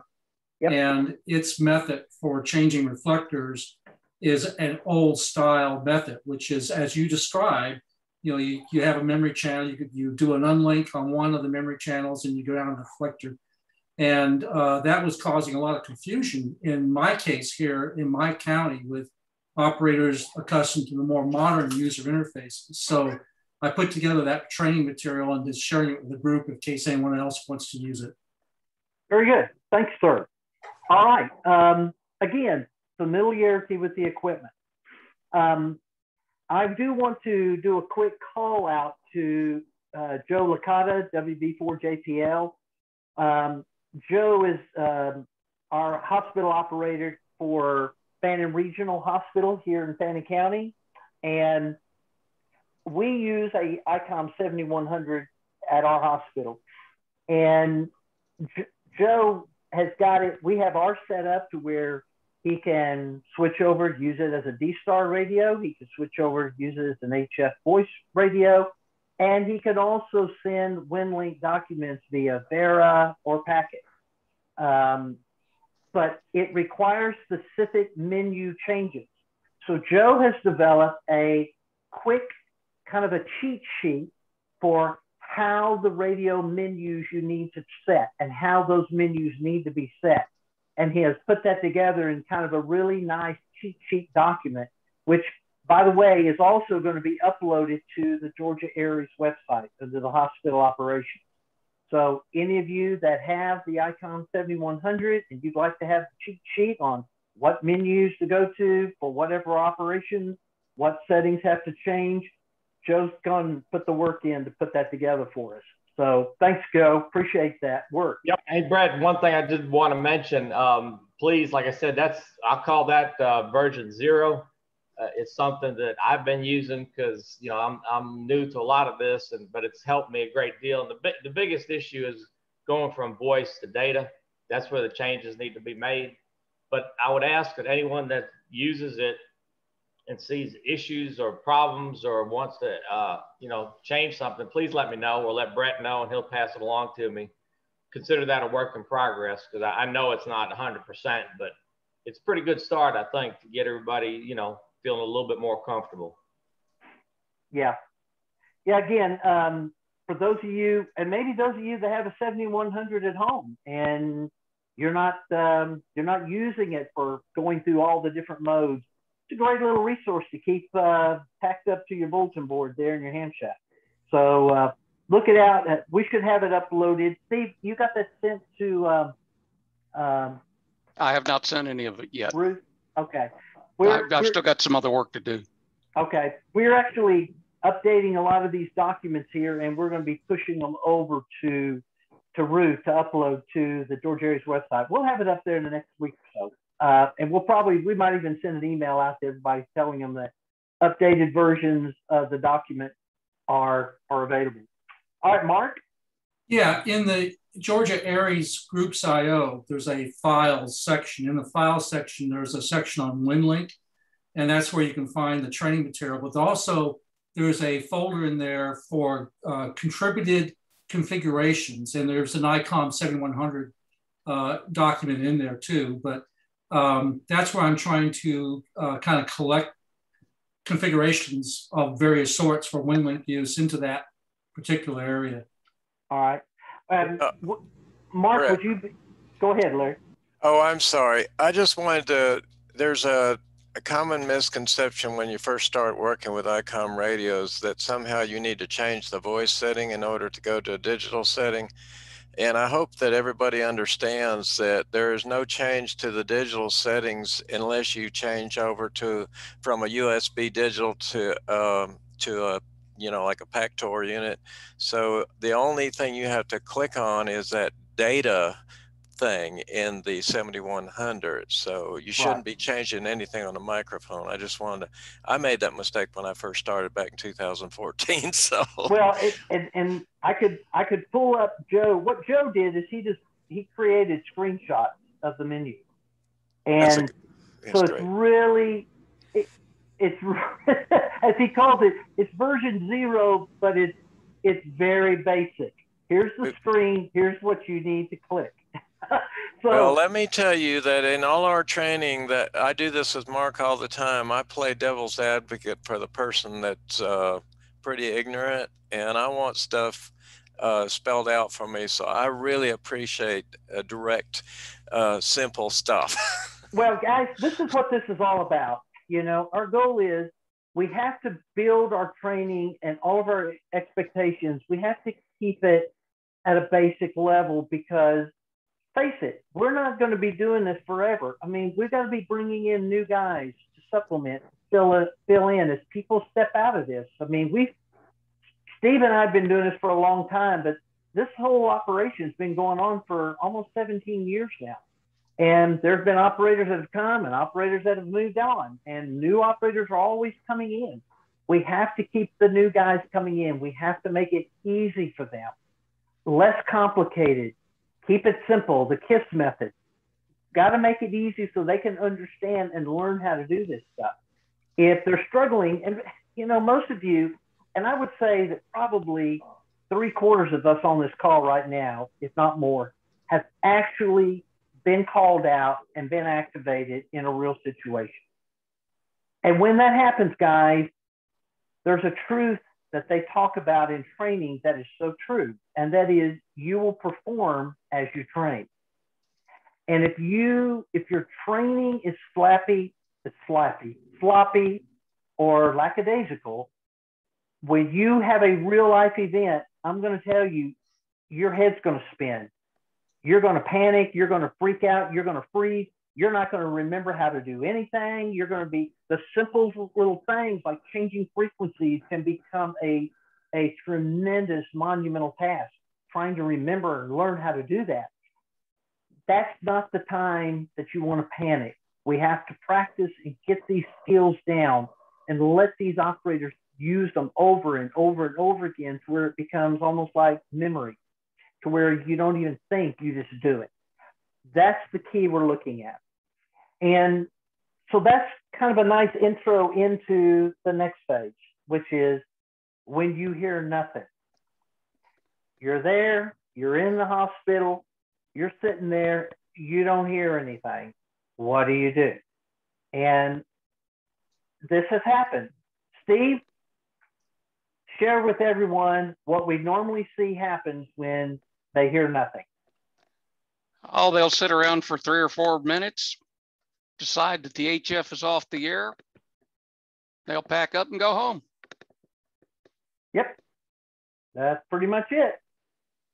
Same thing also happens on D-Star on some occasions. Yeah. Guys, if this is a disaster, we don't have the option of packing up and going home. So we're going to go over this, and we're going to kind of walk through this as if we were in an actual activation.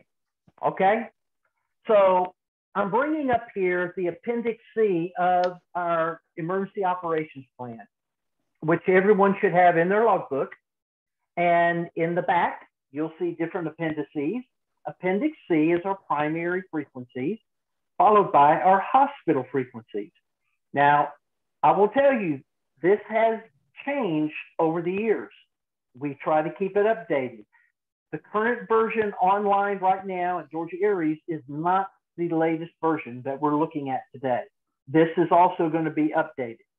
So primarily, when we talk about primary frequencies, here's the way it works. If there's a statewide activation, let's just say we have a hurricane coming in, bearing down on Georgia, and GEMA activates. Aries is going to activate when GEMA activates. And if that's the case, our standard Georgia Aries HF frequencies on 80 meters, as you know, is 3975. The 40 meter Aries frequency is 7287.5. Okay, everybody aware of that, right? Okay, on D-Star, it's assumed to be 30 Bravo. We don't know if that's the case. So you have to be paying attention if that's what it is. Each of you, if you're activated by your local hospital, when you arrive and you're activated, you do not turn to the primary hospital frequency. You would be expected to tune to the statewide Aries frequency, whether it be 3975 or 7287.5. Okay? That's where you will listen to primary communications. Most of the time, they're going to be having a hourly, top of the hour check-in, where they want every operator who's activated to check in, give their status, give their location, give their opportunity of what they're doing, i.e. I am working with the EOC, or this is W4HBS working with N4FRH Phantom Regional Hospital on site. You would give them your current status, okay? In the event we have a circumstance that occurs between hospitals in your region, then at that point, you would then go to and check in on that primary net. You would check in and say, net control, this is W4HBS. Net control would come back. W4HBS, go ahead.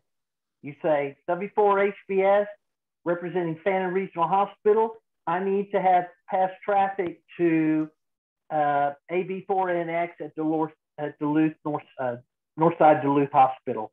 Request permission to leave the frequency and go to the primary hospital frequency 7282.5. Net control would come in, they'd say, okay, AB4NX, did you copy that traffic? And Larry, you would jump in and you'd say, got traffic going to 7282.5. And then we would say, we'll be back whenever we finish our traffic. So then Larry and I would both change our frequencies to the hospital frequency 7282.5. We would then conduct our communications back and forth, passing the traffic, what's going on. And then when we're done, we would then go back to the primary frequency, the Georgia Aries frequency. We would check in with net control and say, W4HBS, back on frequency. Larry, you would do the same thing. AB4NX, back on frequency. And we would stay on that primary frequency. Does anybody have any questions about that process? If you do, unmute and share your questions. Okay, hearing none. The reason why that is so important is that becomes the primary source that we all tune to. There's no question about where should I be. It's going to be either 80 meters or it's going to be 40 meters. Unless a severe situation, I don't see it happening, but they could possibly go to the 60 meter frequency of 5330.5. But I'm just saying, any change in frequency is going to be announced on the primary frequency. Here's the other situation that's going to occur. And those of you that have been in this operation long enough to realize that GMA shuts down and goes home at 6 o'clock every day. It doesn't matter what's going on, they're going home. And they're not going to be back on the air until they've had breakfast and they pick up at about 9 o'clock the next morning. Well, guess what? We've had hospital operators hunkered down in the middle of a hurricane that came through at 2 a.m. in the morning, and they had nobody to talk to. And but other hospital operators, I will tell you this, if they shut down at 6 o'clock, now I will be fair to say that this is before they developed the GMA offsite unit. Now that we have the GMA offsite unit, Frank K4SJR has promised me that will never happen again. We will never leave you hospital operators abandoned in the middle of a disaster with no support. I've been given that promise, and so far Frank has been true to his word. But here's the case. If that did happen and they shut down, we have the option of either continuing to operate at that primary frequency, or if someone's assuming net control, let's say Steve's got net control, he can pick what frequency he wants us to move to. And that's what we would then use to communicate. We would probably continue to do hourly checking. Bret, so go ahead. Do you mind a little politically sensitive revision of what you just said about your offsite? Yeah. I'm sure I'm speaking for Frank here because I have a lot of communications with him, and that is now known as the Georgia Aries Communications Center. We are not a part of the GMA offsite. So we will be relaying messages at the offsite, but that is not a part of the GEMA system. We are the state contact. Right. Well, the reality is GEMA probably may still go home at 6 o'clock. That is correct. But you know, Frank would bristle to hear that. So just that's okay. Forget it. What you're saying, Larry, is that at 6 o'clock, if GEMA shut down, Aries would resume and continue on the primary frequency. Correct. And it will be called Georgia Aries Communication Center. That's all I'm saying. Got it. Got it. All right. Very good. Well, the good news for us is there should never be a question of, I don't hear anybody. Is anybody out there? Simple rule is this, guys. If you're checking in on a net and you switch over to the assigned frequency, or what you understand to be the assigned frequency, and you don't hear anything, there's really no reason why you can't key up and call CQ. Just call CQ and see if anybody else is on the frequency. And if so, if they're listening, they may come back and say, oh, if you're looking for the hospital, that they have moved over to 7188. Thank you very much. And you switch over to 7188. Or maybe you don't hear anything. You CQ, nobody answers. When you get down to the hospital frequencies, if you notice, we have a primary 80 meter and 40 meter. We have a secondary 80 meter and 40 meter, 4 frequencies. And these are the exclusive frequencies that we use. Why these frequencies? Well, they were selected a long time ago. And everyone knows these are primary or hospital in the state of Georgia.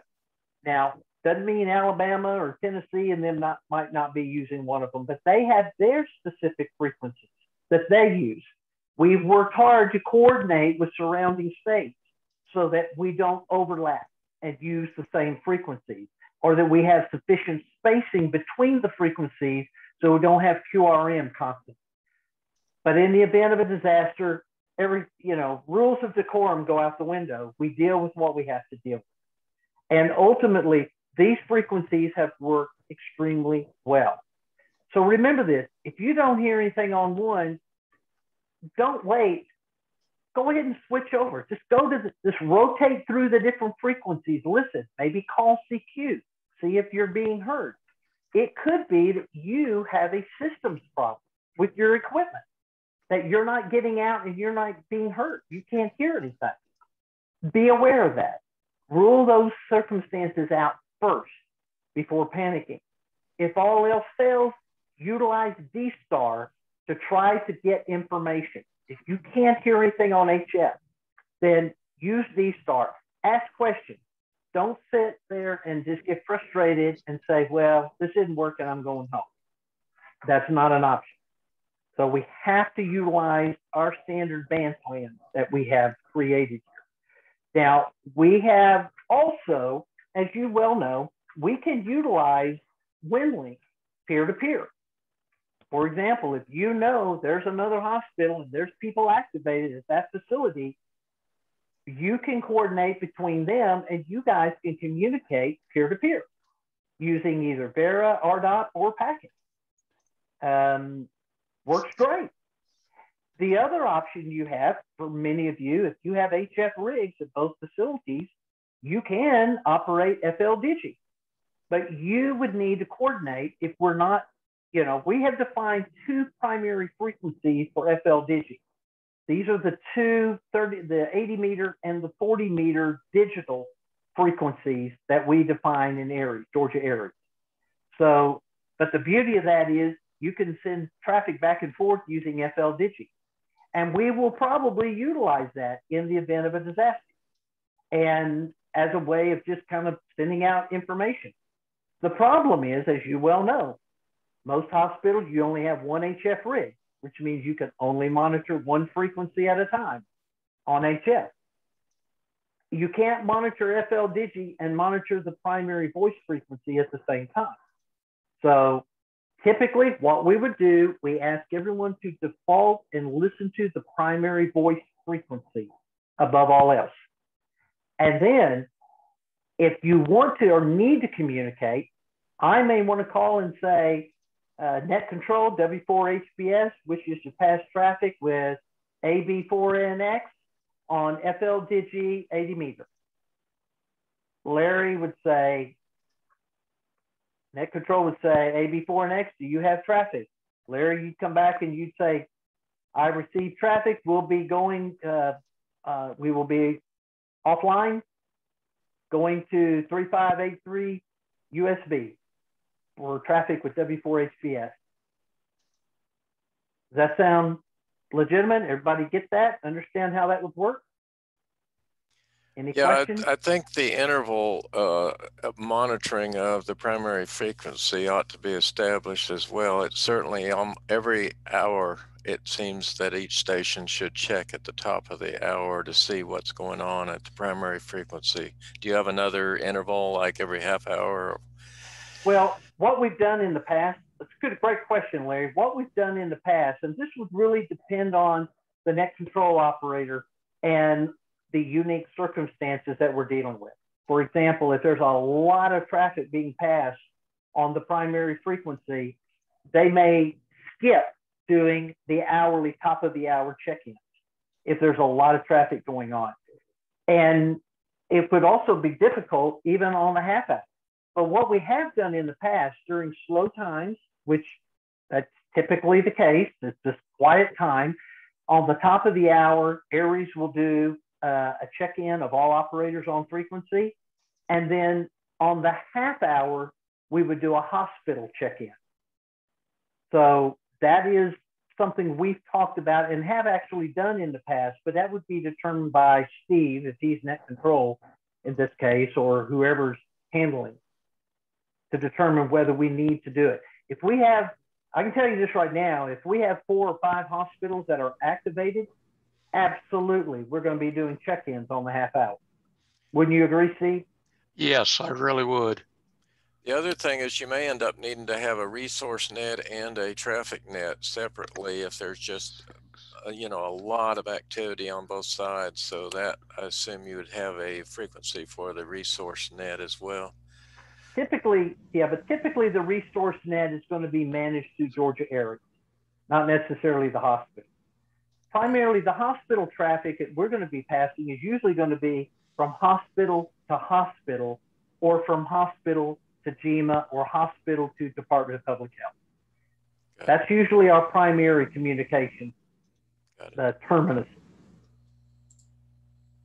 But if they, and I know usually there is a resource net that's structured as well by Frank or whoever's the SEC in charge of the incident command. Okay, any questions about this, our Appendix C?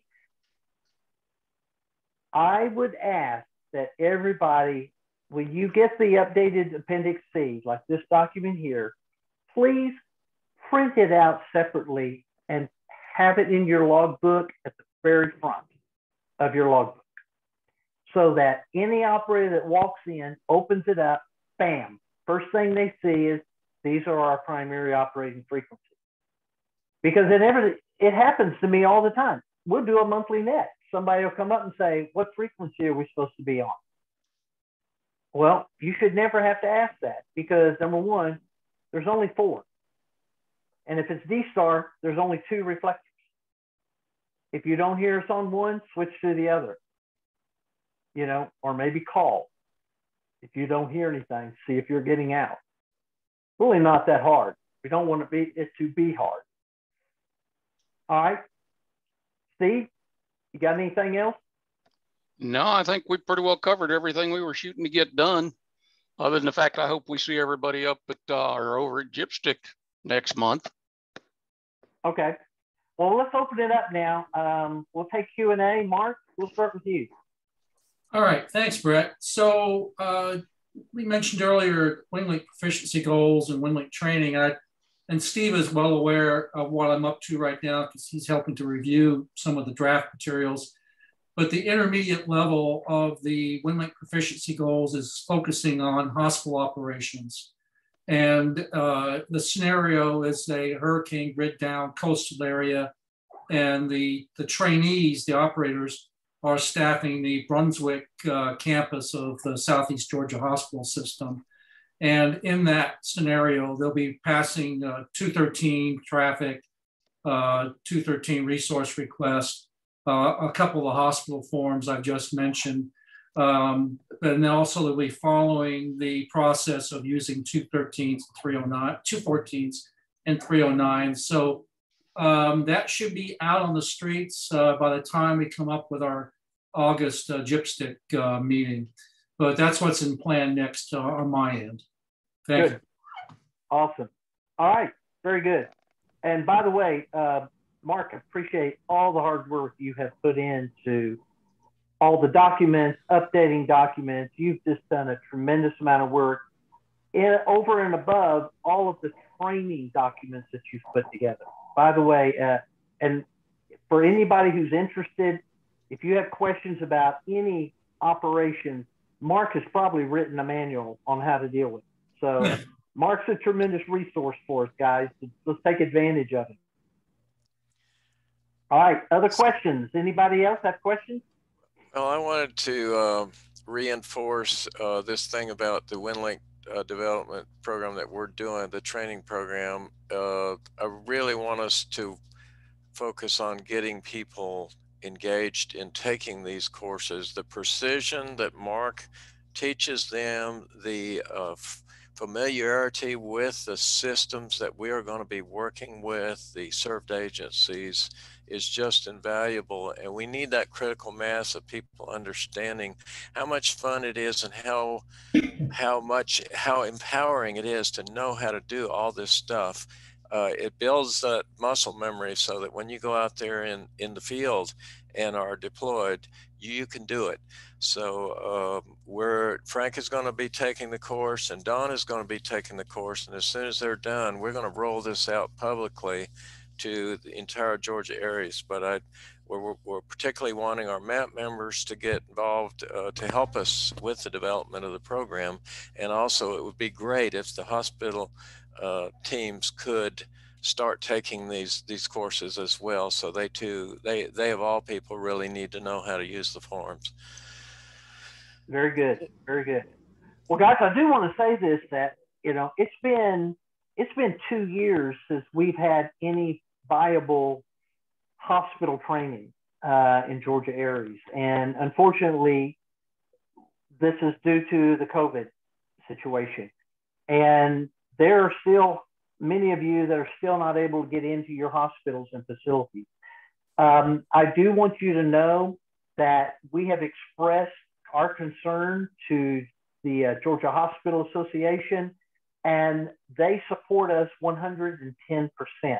And many of them, Georgia Hospital Association has sent communications to every hospital and regional coordinating hospital to let them know that it's imperative that they allow our operators in as soon as possible to verify the operational capabilities of the equipment.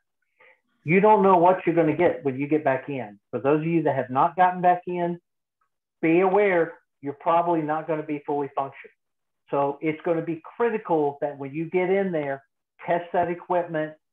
Please, please, please run an SWR test on your coax and antennas before you key up those radios. It could be a very expensive key up if you don't.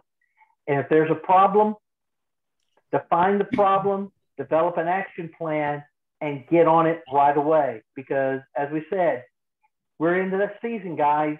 Next week, we may have another hurricane on our coastal doorstep. So you don't have a lot of time under your belt. The goal is keep our operations operational in all of our facilities at all times. If you identify a problem, develop a plan, get it fixed immediately. Don't put it off, get it working. So right now, are there any other questions or comments any of you have, maybe from some of you that have not been able to get back into your facility? Yeah, Brett, Francis, just a comment. Yeah.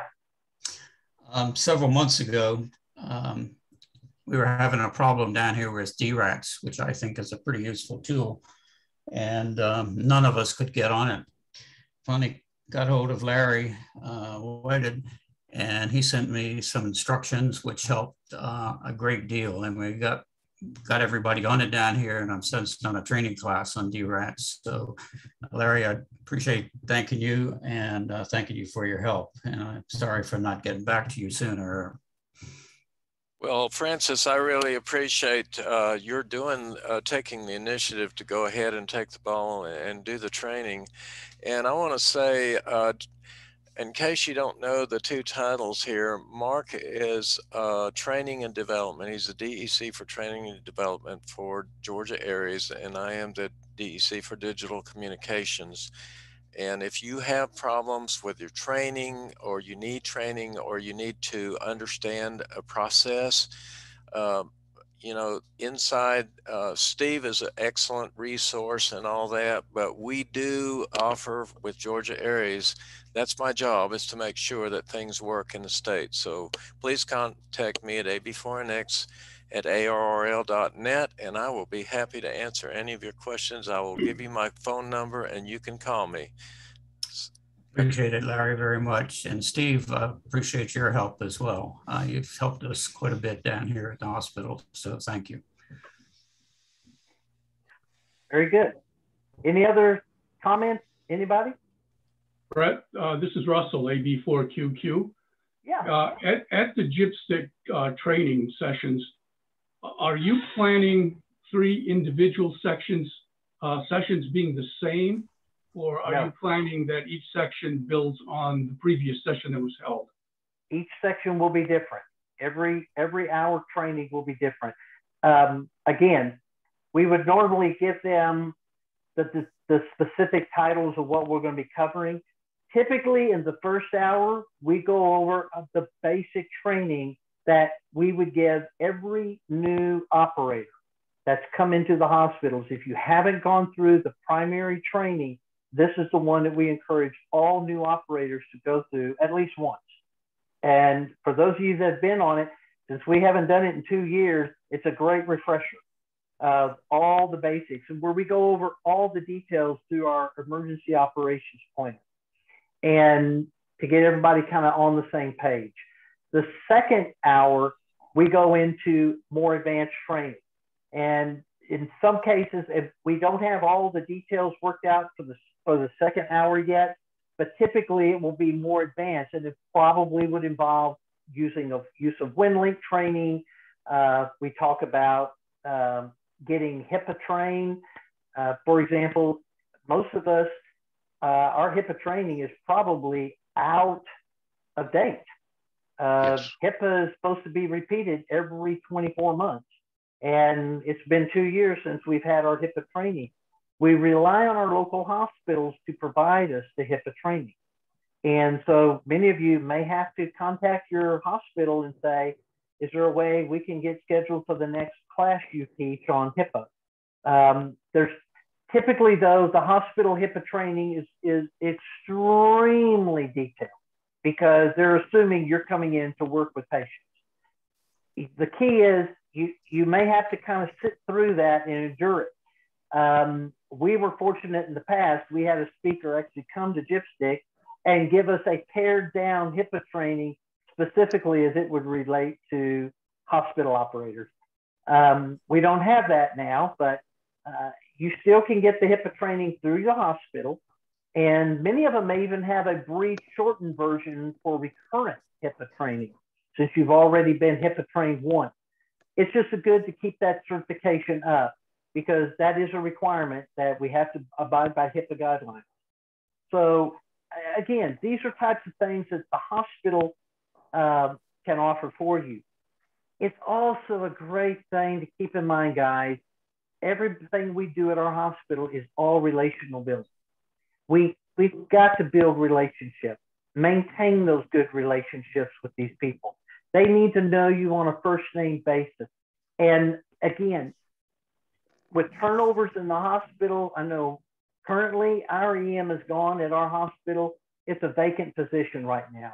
So we're kind of in a gray area right now. We don't have a primary contact at our hospital. So it's a challenge. And we're hoping they'll get that position filled so we can start all over building relationships.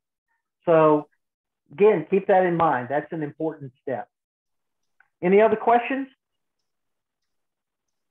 If you guys are concerned about or suffering any angst about what class to attend here in this hospital group, you will have everything that Mark and I will say at the digital side available in the course material. So I would prioritize the hospital training. Don't worry if you miss something in the digital, if it happens to overlap, stick with the hospital side. I hope you appreciate that, Bret. Well, I do, because I'm still going to try and find a way to finagle you over to help us out in either the second or the third hour. Yeah, I kind of think Mark, or I don't care. Or Mark, I think, yeah. If Mark, if you're just totally tied up, send me your notes and I can use your notes. Okay.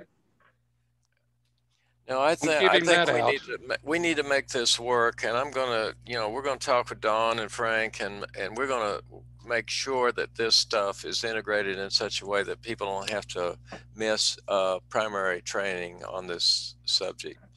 Got it. And Bret, my material at Gypstick is going to be on the WinLink Proficiency goals itself and the training that material will be available behind it.